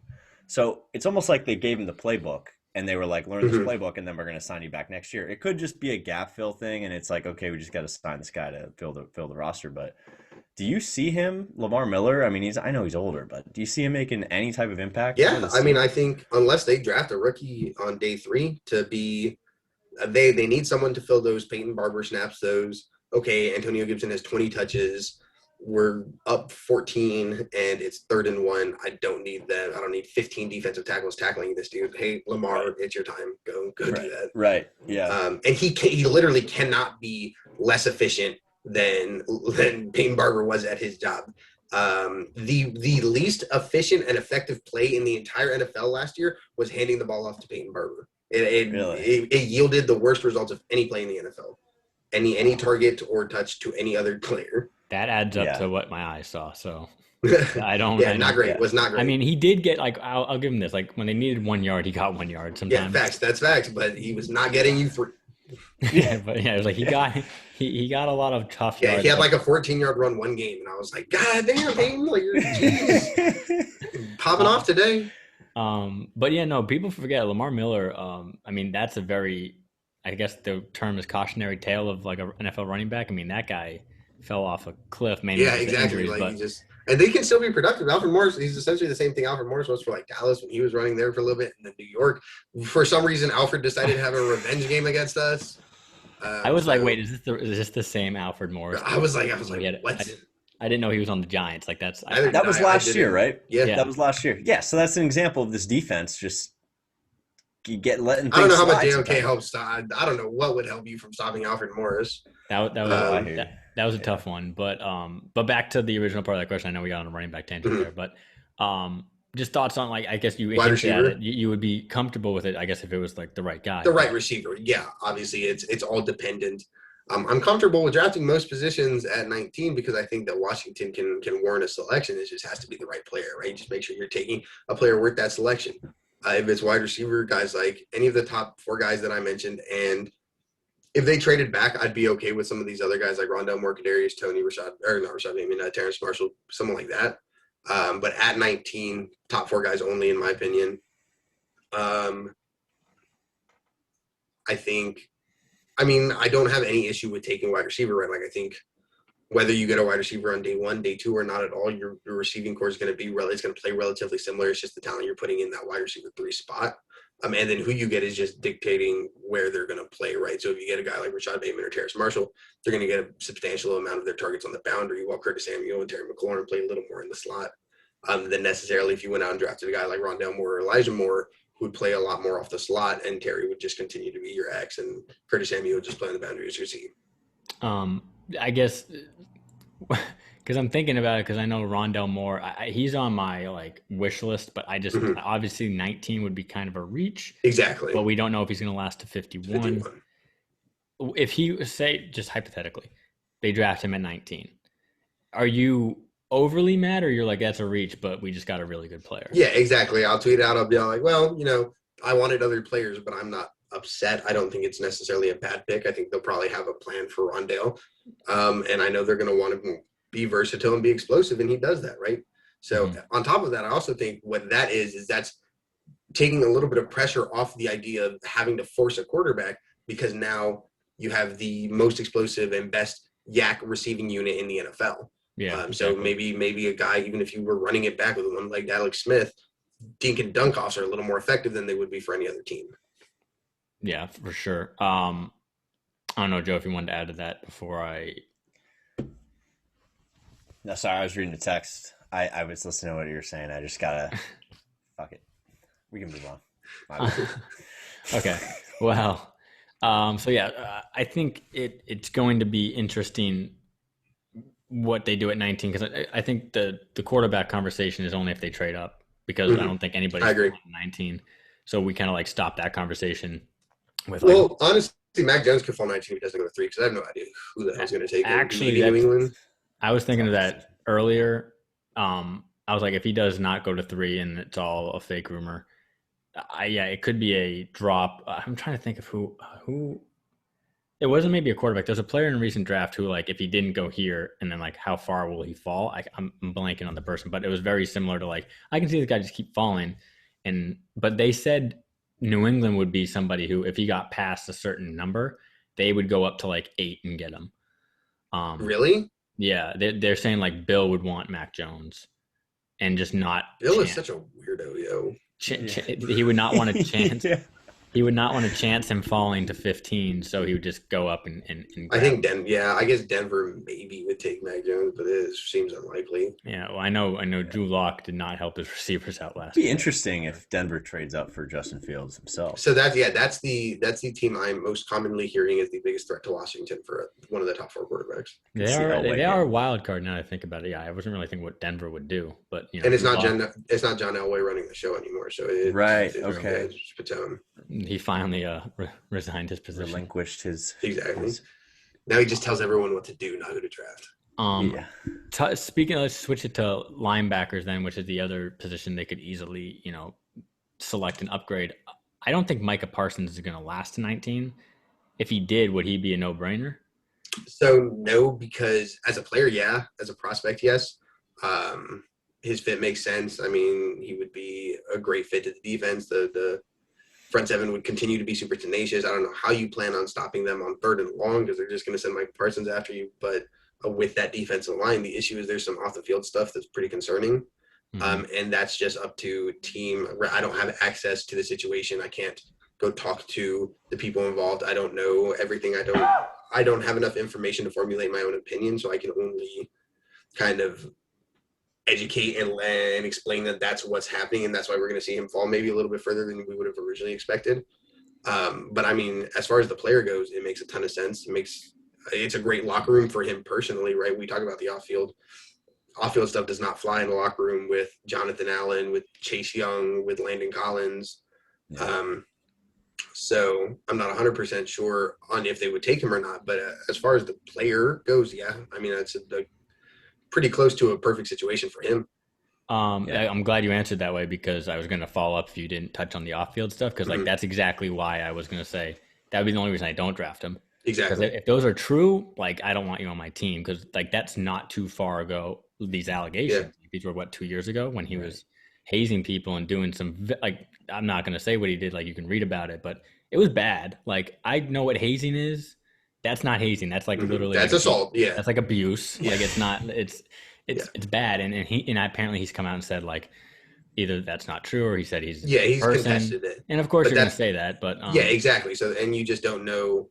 But on the same side, like I don't think it's fair to just say like, oh well, he absolutely did this. Now obviously the person who's saying things like this happened more deserve a voice, but it's just such a tricky situation to try and deal with. Especially for someone like me who's just on the outside looking in, trying to evaluate this player and his prospects as, moving to the next level. Whereas these NFL teams have to actually make the decision to draft these people, so they actually have to dig in. They have the resources to dig in and find out all the information. Yeah. And if it turns out maybe he did do it, and like maybe he's talked to Washington, hey, I did, and I apologize, whatever. I'm a new person, and maybe they say, hey, we're maybe a little skeptical, but we could place him in a locker room with John Allen. Chase Young, who will not tolerate. Chase Young already is like a veteran in terms of like he ain't going to take any captain about that from anybody. Like he is the prototypical leader, which by the way, nobody talks about how Washington the last 2 drafts drafted Terry McLaurin, leader, Chase Young, immediate leader. I mean, now those are your captains, hopefully for a decade. Plus, you got Ron Rivera as your head coach. Like, yeah, I mean, I don't think anybody's going to. I mean, the guy cut Dwayne Haskins. I mean, he just straight up cut him. So, I think Greg Hardy when all that Greg Hardy shit went down. So he doesn't play. I do think if they were concerned about his off field, but they could counteract that by like, hey, we could take a home run swing and be like, hopefully he gets straightened out, and then we have an elite middle linebacker. So. Yeah. Well, I mean, but as you correctly state in your 3-round, Matt, John Gruden has never been deterred by off the field problems. And, I don't know if he's going to last past 17. So we'll see. But he's a hell of a linebacker for sure. But I guess staying on linebacker. So how do you grade Jeremiah Owusu Koramoah? Because I know you are high on him, correct? Like you are. Yeah. So I know he's been compared to, and his comparison was a little weird, but I get it. I guess Bucky Brooks said he's basically like a Jamal Adams type. And if you look at Jamal Adams in Seattle, people joked, but he was basically a glorified linebacker. I mean, the guy had almost 10 sacks as a safety. I think I feel like Bucky's probably trying to project more to like how what they'll be doing at the next level as opposed to like he just said playmaker, difference maker kind of guy flying over. Blurs the line. I think Jamal Adams is honestly probably, which is crazy because he's the safety and I think he's a linebacker.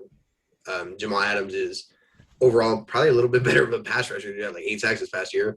And then honestly maybe a better run defender overall. It just kind of navigating traffic and eating blocks and getting off of blocks. Whereas JOK it's not even comparable how much better he is than Adams, like straight up man coverage, in my opinion. And I think that's the value he brings to the defense. There's Parsons and JOK are kind of complete opposites because Parsons is very, very raw in coverage, very going to be kind of zone heavy. Don't really want to ask him to do a lot of man. If you are going to ask him to do man, ideally hoping it's unathletic tight end 2s and running backs, or you're just playing him as a spy. With JOK, it's a guy who you can feel comfortable lining him up over a slot receiver or over a dynamic running back or a top tight end because he has such a great man coverage skill. I mean, he's the best man coverage linebacker in the class. And the best I've evaluated for a while. I think he's the guy who, when you talk about Jack Del Rio's cover 1 defense and they want to run this heavy man set, I think that's where JOK's skill set fits into this defense so well. Yeah, I mean, I was watching some breakdowns of him, and he just is a ridiculous athlete for a guy who projects as a possible linebacker. I know people say maybe like tweener-esque, but like he would be. I mean, he would be the will. I guess Washington they run the weak side backer instead, the smaller backers to the strong side, because they like to play them off on the slots and play as a kind of almost like a off edge defender. So playing off of the defensive end, but so they call it their Sam. But regardless, he would be the guy who's he's your linebacker, but he's not going to be your middle linebacker. He's not going to be the guy that you're expecting to flow through traffic to come fill in holes consistently, and you're paying him to be a really, really great run defender and to plug in holes and be a prototypical linebacker. You're getting him because he's a matchup piece. He's a guy who you're no longer getting dumpstered by top tight ends in the league. You're no longer getting abused under the middle because your linebackers can't cover anything and they're not reactive or quick enough. He provides that coverage layer that you just don't possess in that unit at all and have not possessed in years. Yeah, and Ron has talked about his linebackers, and I remember when he was talking about linebackers and the versatility and guys who are maybe more athletic. He was talking about Koramoah, obviously, who was pretty fast. But he had Shaq Thompson, which is a very kind of Shaq Thompson comparable in terms of like, hey, very. I think he's probably the closest overall comp you can make as a prospect coming out to JOK. Yeah, so I think that's a huge one. But again, it's very up in the air, and that's 19. Picking 19 is so weird because we're so used to top 10 picks, and you have that smaller group of players where it's like, oh, who can we pick? So it's interesting. Joe, I don't know if you had a follow up to that. No, I had a couple questions about some of the safety rankings. If we want to transition, Mike. Well, I was going to say my next question was going to be around safety because that's kind of a question mark for the team. And I know Cam Curl came in, but he was kind of used in different roles. And Landon Collins obviously is coming off a torn Achilles, and he's not really a free ranging safety. You had Jeremy Reeves play. They kind of a carousel there. Played great. I was going to just ask about Trevon Moehrig. I don't know if that was going to be in your realm of question, Joe, but is that a possibility at 19? That's my question. But... Yeah, I think he is. Okay. I think Darrison JOK is that tier 1 of prospects they want at 19. And then after that, it's just this huge group of players that they're just going to pick the best from in their eyes. Trevon Moehrig's there. Rashad Bateman's there. Yamin Davis is there.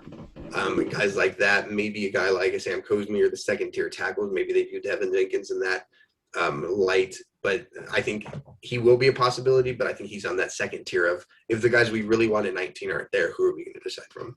Yeah, for sure. Which is still good, right? Trayvon's a great player. I think he would fit really, really well in the defense. Same thing with Rashad Bateman. He would make a lot of sense as well. Yeah, right? We just haven't had that. Exactly. We just haven't had that safety, man. It's since basically Sean Taylor, and it's just like, man, when can we get somebody who we don't have to worry about when the ball gets thrown off the screen? Like, are you like, oh God, is he beat? Like I've had that feeling for basically a 15 while. years. Yeah. Yep. But Joe, what was your question about safeties? Yeah, I think when the season was unfolding, I think obviously safety was a concern for the season and moving forward. Looking at the rankings, it looked like Andre Cisco was like top safety, top 3 safety. It looks like he's dropped. Looks like he dropped on your rankings. What is it that made him a 3rd round prospect for you over a 1st? So a lot of his tape. So you talk about like the interception numbers. That's like a big drawing point for a lot of people. A lot of those interceptions when you watch the tape is kind of just being in the right spot at the right time, not necessarily knocking him for that, but it's not him reading the play and then making a play on the ball. It's someone knocking the ball up and him just happening to be standing where the ball falls down, right? That happened like 4 times in one season where I was just like, this dude caught another one.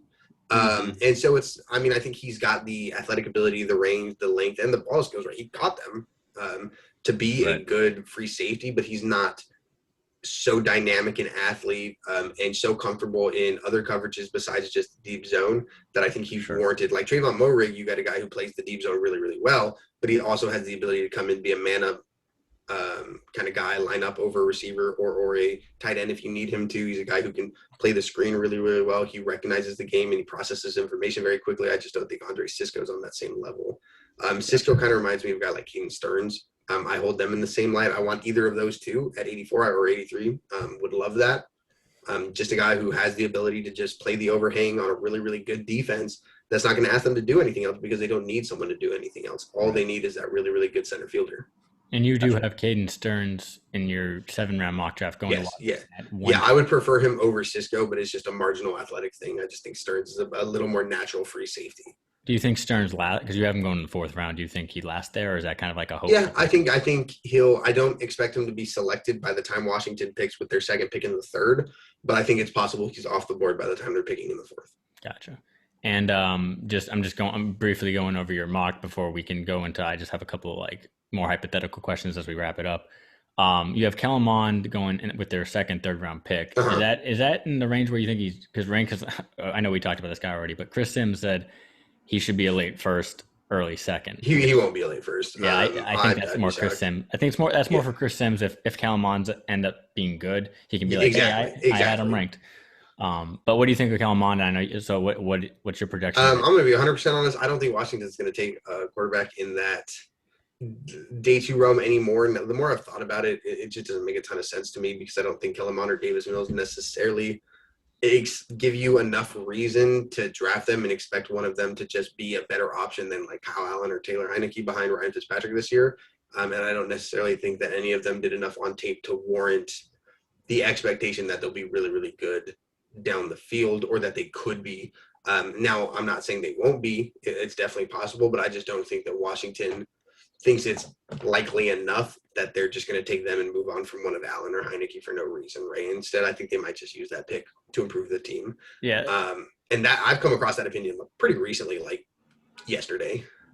So you would say if they don't go broke for a quarterback, big, they're not going to take one in the draft, probably. If Jones is there at 19, I cannot say that I think they would pass on him. But I'm not necessarily saying I think they would pick him, but I can't say with conviction that absolutely not, they wouldn't take Mac Jones if he was there at 19. Like they might just see the value. Well, I guess then if they don't take one in the 1st round and like all the quarterbacks, in general, I would say like they don't take, I would, if they don't take a top 5 guy, I don't expect them to. I would be actually mad if they took one in the middle round. Really? See, I wouldn't be upset. I guess it depends who it is. Like Kellen Mond. I would be upset if they took Kyle Trask. I'll be honest. I would be upset if they took Kyle Trask. Yeah. So you're definitely not a Kyle Trask guy. No, I like Mond and Mills with 83 specifically.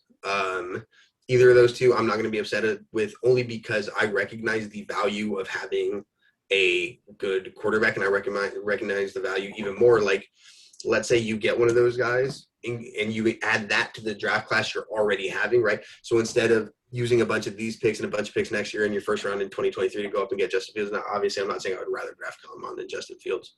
But if you do that, right, instead of necessarily doing that, if you get a guy like Kellen Mond or Davis Mills, and they somehow hit in that 1 in 100 chance, right, it's by no means a guarantee. It's substantially less likely to hit than Justin Fields is. That's why you would pay such a premium to go get a prospect like that. But a guy with Kellen Mond, if he does hit, if he manages to be a top 5, top 12 quarterback, and Davis Mills included, then you just completely changed the course of your franchise, because now you're A, not desperately searching for that quarterback of the future. B, you've used all of the draft capital that you've had to build out a foundation for a roster, a talented roster, a Super Bowl contending roster, and you now have the quarterback to lead it, and you didn't have to spend any resources to go get him besides that 3rd round pick. So the cost of missing out on a 3rd round pick potentially is way too little for me to warrant just completely not taking a quarterback, right? I'm not necessarily saying you have to take a quarterback because the value is just so good, but the value is so good that I understand the selection. I wouldn't be upset with it. Gotcha. Do you think, because I know you have Brevin Jordan going to them with their 1st 3rd round pick, Mm-hmm. do you think it's almost, I mean, they need to add to Logan Thomas? They should. I mean, yeah, they definitely should. Because I don't know who they're going to get outside of the drafts, because they're going to go in with Logan Thomas as their pseudo number. And Sammis Reyes is their number 2, I guess. But that's what I'm saying. I think they need to target someone to be. I don't necessarily think they need to target a tight end 1, right? Like I love Pat Freiermuth, but I don't necessarily think he has to be in consideration in 19 because they need a tight end so badly. Yeah, maybe somebody who can block. Exactly, someone who can play with Logan Thomas this year and maybe succeed him as a future tight end 1, because Logan Thomas is like 30 now. So it's taken him a while to get to where he's at. So getting a guy who can be a tight end 2 this year, a tight end 1 in the future, I think is best case scenario for them. But in general, just adding a body who can produce at some level that's better than Jeremy Sprinkle, I think will be good for the team. Yeah, for sure. So unless Tony or Sammis Reyes turns into like Tony Gonzalez or something, that'd be lit. That would be amazing. I'd be very happy. Sammy, he is the definition of a freak. and his interviews are amazing. He was on the radio a couple, and then his I think he did one with Julie Donaldson, the presser he had, and then he had a radio interview, and he just seems like a guy who wants to be really, really good. And then I know Logan Paulson, who was a tight end for he said he was already working with them. He said this guy is like a sponge. He's learning super quickly. And so I have high hopes for him. I'm not going to get like if he somehow just gets cut, I'm not going to be like, oh my God. But I think, he could be a weird diamond in the rough. I mean, we all hope, because that guy, people should not be that big and ripped and move like that or jump like that. So, but with the tight end thing, I put out a poll. I was dead shocked at this. So I did it on Twitter, and we have way less followers on Twitter than Instagram. I did it on both. Each poll was dead 50-50 on the answer. I said, just for fun, would you trade up possibly like a lot? You're going to have to draft to move up to the top 5, 6 or whatever to get Kyle Pitts. I was throwing it out there. And it was 50-50 yes or no, which I thought it would have been like 80% no. Like, that's a crazy question. Well, like, would I, or do I think the team should? Because that's two different things. Would you? If I was a GM, I would consider trading up for Kyle Pitts, right? Unless I'm Kansas City, San Francisco, and not even considering their draft positions, but just saying, like, because they have Travis Kelce, George Kittle, and then Las Vegas with Darren Waller, and maybe Detroit with T.J. Hawkinson. Everyone else, I would definitely just be like, yeah, just go get, because I think he would just be the best player on the board, right? So if Kyle Pitts slid to 7 or 8, I think he's so talented. He's my third-ranked prospect, that you go up and you could get him, right? That makes sense. I would trade up for Kyle Pitts if I was a GM. I just don't necessarily think that Washington, A, will be in a position to do it anyways, or B, should, just because they need all of the capital they can to hopefully find their quarterback someday. Yeah. I just thought it was funny. I was like, we're talking about trading up for a quarterback, and I'm like, I'm going to put out a question about trading up for Kyle Pitts, because that would just be, talk about an embarrassment of riches. I mean, that's fact, yeah. I mean, do you consider him that Julio? No, type, like, guy you have to go up, because people forget Atlanta moved up. Oh, to go up and get. Yeah, like Atlanta moved up from like 25 to get Julio, I think. Not necessarily, because I think the receiver position in general is just viewed so much higher than the tight end position. Not necessarily that Kyle Pitts is exclusively a tight end, or that what he's going to do is less valuable than Julio, but I also think Julio was just kind of well, I don't know necessarily, because I guess AJ Green did go before him, so I feel like it's not possible that a tight end. I don't know. It's hard. It's definitely hard to kind of compare how they're viewed. Yeah, I think people see tight end and like, why would you do that? But exactly. You have to say, like, Travis Kelce. Like, Travis Kelce isn't really he's a tight end, but like, he doesn't. I'm not trusting tight. His value, yeah, exactly. Just because he's a tight end doesn't make his value any less than a top receiver. Yeah, I think the way the NFL is going, like Darren Waller this year was outstanding. I can say that just from him on my fantasy team, he saved me. But yeah, I think it's just wild that talent would be like, oh, just below your draft capital to get, but then you're kind of stuck with, okay, we don't have a first next year, and Ryan Fitzpatrick was our quarterback. Like, so you kind of have to think about that. I was just thinking from like armchair GM, like not even thinking about the future kind of thing. And I thought it was interesting to have a 50-50 split on that on both polls. I think the one on Instagram had hundreds of responses. The one on Twitter had like 50, but they both were 50-50, which was a weird correlation on that one. And then I was going to ask wait, Joe, did you have a question? No, I'm good. No. I'm good. So I guess now, like I did last time when we had a podcast, like, what's your ultimate prediction for how this will go down? Because the funny part about when we did this last time, it was Josh Rosen talk. I think we both thought Josh Rosen was going to be the quarterback, and then, yeah, it was a wildly wrong prediction. But it's always fun to do these. So we were high on Terry, right? Yeah, I guess. Yeah, we got that right. We that saved the draft. But what would you say your prediction for what they're going to do is? And then I guess I'll just open that up for everybody to answer that.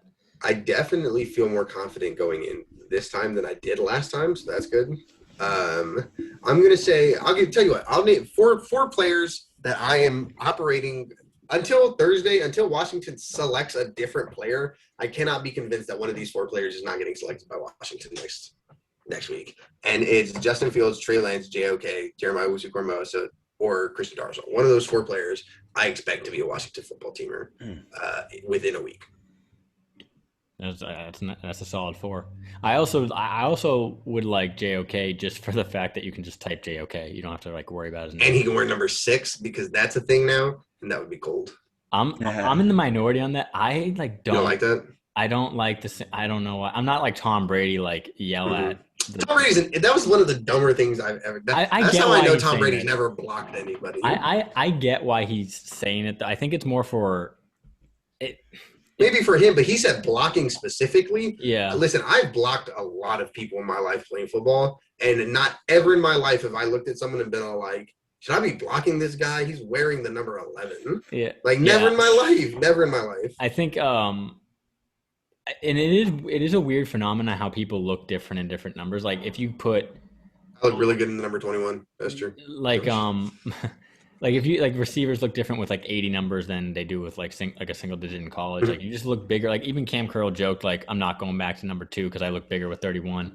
Sure, like, that's true. He's like 196 pounds. And so if you see if you have like guys a middle linebacker wearing number 20 now, and it just he just looks skinny and you think he's a DB. I can see like the basic premise of why Tom Brady was mad and like calling out the mics and stuff, but I'm not on that level of mad. I don't know. I like the system where it was like, hey, you're a linebacker, you wear in the 50s most likely. See, I hated the number prejudice growing up. I was like, yo, I want to wear number 1. I want to wear number 00. Like, why can't I, coach? I want to wear 99. I want to. It's like in high school to wear a 90s number, you couldn't play offensive line. Offensive linemen were not allowed to. Even if you played defensive line, you weren't allowed to wear 90 numbers. And so that always pissed me off. I just always have loved the single digits. I think single digits are so cool. Temple used to, and obviously linemen still can't wear specific numbers in the NFL, but like Temple had a thing where their toughest players would wear the numbers that correlated, right? And this is back when Matt Ioannidis was there, when Tavon Young was there. I think Tavon Young had the number 1 because he was voted the toughest player by all of his teammates and coaches. And so it went 1 to 9 were the people with the most votes, the first place to 9th place. And they were the people who got the single digits. So it was pretty cool. Well, I have a weird relatable story. Like, so I played JV summer league for my high school, and it was very political. I didn't play on the actual summer league, but we were given jerseys, and usually you get a really crappy jersey number in basketball. Like everybody's getting like 51, like 39, 64. And I somehow get graced with number 1. Like I'm like, oh, I got like I'm not playing, but I'm gonna. Everyone thought you were the nicest kid, though. Like the opponents definitely thought you were. Just so happened to bring my arm sleeve. In warm-ups, I was like, man, I just look like an actual player. Everybody else is wearing like 62. And then after the game, the coach was like, hey, Mike, you're gonna have to give that back. So Devin needs it for varsity. I'm like, oh, so this is just like a hand-me-down that you. So it's like, and then they gave me the real one. I'm pretty sure I got like 57 or something like that. And I'm like, okay, I'm back to normal now. But yeah, I always thought that was funny. But so Joe, do you have your prediction? Yeah, I'm gonna say I'm not gonna stray too far away from you, Matt. I'm gonna say Darisaw, JOK. I'll say Trey Lance just for the wild card factor. Which would be a trade up, right? That would be a trade up. And then my 4th would be Bateman. I think Bateman would be a guy, possession type receiver. I think that would be a really good help to this offense. I think Bateman's not getting a lot of, I know just from the NFL Network perspective, he's been on, they've talked about him, but it's like, I watch him like he's fast, he's big, he's got good hands. And they did I forget who he was compared to. Who did they compare him to? It was a pretty decent compare. Oh, they said, it wasn't AJ. It might have been AJ Brown. Just in the, I don't know why. I don't see them as similar players. Maybe Michael Thomas, like a faster Michael Thomas, but I wouldn't mind that at all. He's a big. I'd be ecstatic. I mean, that's my wide receiver too, right? So I would love that. But I would say JOK. I don't think Darisaw is going to be there. There's a chance. It depends on where Slater goes. That's my opinion. Is if Slater makes it to the Chargers, I think Darisaw's chances of making it to 19 rise dramatically. If Slater does not make it to the Chargers, I think it's pretty unlikely Darisaw makes it. Mm-hmm. I'll go JOK as my number 1 seed there, but I think I'll say trade up for a quarterback. I would guess I'm gonna say Lance only if he obviously makes it. If three is Mac Jones or Justin Fields, then I'll think, okay, like they're gonna start calling Detroit, Carolina, and see what happens there. So I think we're all on the same wavelength there. But I one of my guys that I would love them to pick just for the sheer scaring defenses is Rondale Moore. I would love just having overkill at speed. That's all I know that's the way the league's going, and I feel like we've always had like slow players, and we finally got Terry, and he has to do everything. So to have a couple other guys now that run 4.3s is nice to have. But to wrap this up, because I know you've probably seen these, what is your thought on the Washington name change, and what do you want it to be? And maybe what do you think it's going to be, or do you have a strong opinion there? I don't have, so I'm pretty boring with this. I don't want it to be the Washington Football Club. I'm pretty open to everything else. I just want it to be creative. I want it to be original. I want it to be interactive. I don't care if the animal is nearby. I also don't mind the name the Red Wolves, right? So I'm like, it's like I'm not a DC person, right? I'm not from DC. I've never lived in DC, so I'm not one of the, DMV veterans, right? Where I'm like, oh, well, we think it has to be tied necessarily to DC. Whereas, I mean, I've never seen a Bengal in Cincinnati. So I'm just like, I don't know. I just want it to be something fun, something I can enjoy being a fan of. Well, just being DMV natives ourselves, like, I don't care if it doesn't have to be like, I don't know. I mean, I respect the people that like do their research and be like, hey, Red Wolves used to roam the area. Yeah, exactly. I was like, I don't care. If I did care, I wouldn't care about that. Like, yeah, right. Yeah, exactly. But that exactly. That impacts my opinion on that name none whatsoever. They could have roamed in Greece and I would not have cared. But no, it is funny how that process kind of took off. Actually got our account a lot of followers because I started making every design I had so much time on my hands. And I remember the first time I heard Red Wolves, I was like, that's weird. And then somebody sent me a logo that was this was before some stuff's been crazy. The one, well, I don't think you guys, maybe you did, but it was the one with the Capitol building. Not you did the one with Sweat and Young, right? The one that did you quote tweet and say like this would be nice or something like that? Oh yeah, that was with the Parsons one. That one was crazy. That was just the Parsons one. I did the one with Sweat and Young and the logos in the Red Wolves. Yeah. So actually I've been transitioning to just Wolves. I've dropped the red because I like alliteration. I know people want HTTR to stay, but I'm just like, that's kind of a distant. I'm cool with either. I just don't like the alliteration argument for the Warriors. I don't like the Warriors either. Warriors, I think of Steph Curry. So exactly. I don't want to be second place to the Golden State. I want to be something that does not have a popular sports team name. But yeah, before the Native Americans was like completely ruled out as something that, because I know people say Warriors, that kind of gets a connotation to Native Americans. The logo I was sent was a Native American in a wolf headdress. And so I didn't create the logo. Cool. Somebody just sent me that and was like, hey, like do something with this. And I was like, so I put my first Red Wolves design out and it wasn't even that good. Then I made a better one. And then I realized like this name is kind of getting popular. And then that's when I put the all white version out, which PFT commenter from Barstool retweeted. And that one took off and made a lot of people get on it. And then I think I took a little break and then I knew the name was popping up with those surveys, which some of those names I think they purposely made super bad so you say no to them. I don't know why. Like there was the Wayfarers, which I would not be a fan of this team if they were called the Washington Wayfarers. Yeah, there was. Yeah, I mean, you know what? Like there were some random ones I like the Armada or the Aces, like stuff like that. I'm cool with because I don't know any other teams. Like you can, as long as you do something cool with it, it does not matter. Like the name's going to be the name, right? It's the entire overhaul of the brand. Dude, if Bezos just somehow offered Dan fucking $3.5 billion to buy the team or whatever, and just named it the Prime, I mean, I would. And with Optimus Prime as the logo, that'd be cool. So Transformers. Cool. And then the Washington football team name, honestly, it's kind of grown on me. I know. Yeah, I don't hate it as much as I did it. I am so opposite of you guys. I'm like, no. I don't like when they call us a football team. Yeah, I do hate that. That pisses me off. When someone's on some like douche like mode and they're like Denver, Dallas, Chicago football team, Cincinnati, and they list all the cities. I'm like, screw you, dude. Yeah, dude. I know. But yeah, so I mean, I know that gets under my skin. I hate it.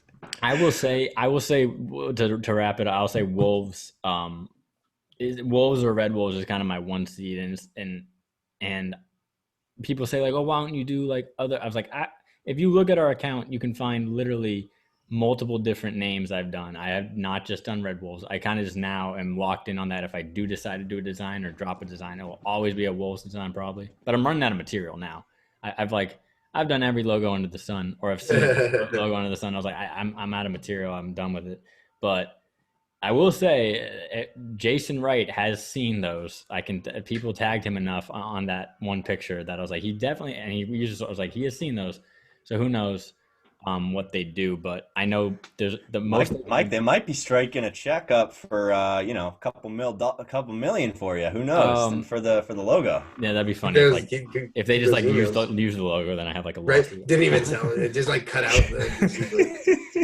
But no, I think the most you can do marketing wise is actually with Wolves probably. Just I know people don't like the howling. I don't really care about it. I love the howling. That's like my favorite part of the idea. I want to go to FedEx. I want to go to FedEx and howl with 80,000 people. That sounds awesome. I do not understand why people hate that. No, I don't. So fun. I don't understand why people hate it. I just don't go hard with it because I know people get so like people. If you change your, I've said this before on the podcast. Joe knows this. If you're so mad at it or triggered that you change your, Please don't be Red Wolves or whatever. Yeah, or your name on Twitter to like no to Red Wolves. I'm like, I hate Red Wolves. You have problems. That was my name on Twitter for a week after we talked about that. Yeah. But that was more for a bit. But and I know one person was talking about Wild Hogs as the name, and that's too far into the alliteration rabbit hole in my opinion. Somebody said, I think it was Hogs Haven or something was like trying to make a case for it, and it was like you can like oink at games. I was like, why would you? What? See, I don't want to oink with 80,000 people. That sounds terrible. Howling is cool. Alphas howl, right? Like that. Yeah. No pig is ever dubbed an alpha. Oh, exactly. Like that'd be lit. Also, there's a song called something. I've used it on like a video kind of thing. It's something with the wolf. Yeah. It's like a wolf, and it's like people running out to that song would be amazing. It'd be cool. Imagine if they got like a Halloween game or something like that's cool marketing, and that's all of the opportunity. I don't want to be a pig, bro. Like the hogs are cool, but I just don't want to be. If they did like the Washington Boars or something and made it something insane, sure. I don't really want it to be the hogs because that was just a nickname for a positional group. That's not the franchise, right? That doesn't represent the entire franchise. Definitely don't want it to be the Wild Hogs because then we've just jumped way too far into the alliteration thing where we're just adding adjectives to try and warrant this name. Right. There's a difference between Wild Hogs and Seahawks, right? So that's where my thing is. Like, I would be okay. I would rather just be the Hogs than the Wild Hogs. Yeah. Hogs just reminds me of, Yeah, and I'm cool with like Washington Wolves and just taking off the red. Like that works, right? That's smooth. The Washington Wild Hogs is just like that's worse than the Washington football team. Way worse. Yeah. And you also Hogs just reminds me of Larry Michael just shoving the hogs down our throats for like 15 That's years. That's what the team does. The team does push that narrative that like that's all we have. I think every time there's a decent offensive line.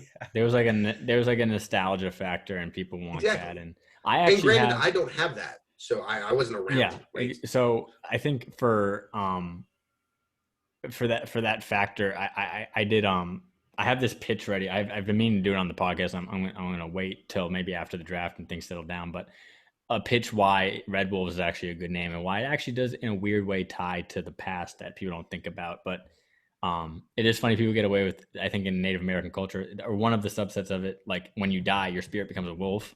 And people are like, wink, wink, like we could still like have a connection to. Oh my God! Yeah, but if the team tried to push that, it would be one thing you don't use in the marketing.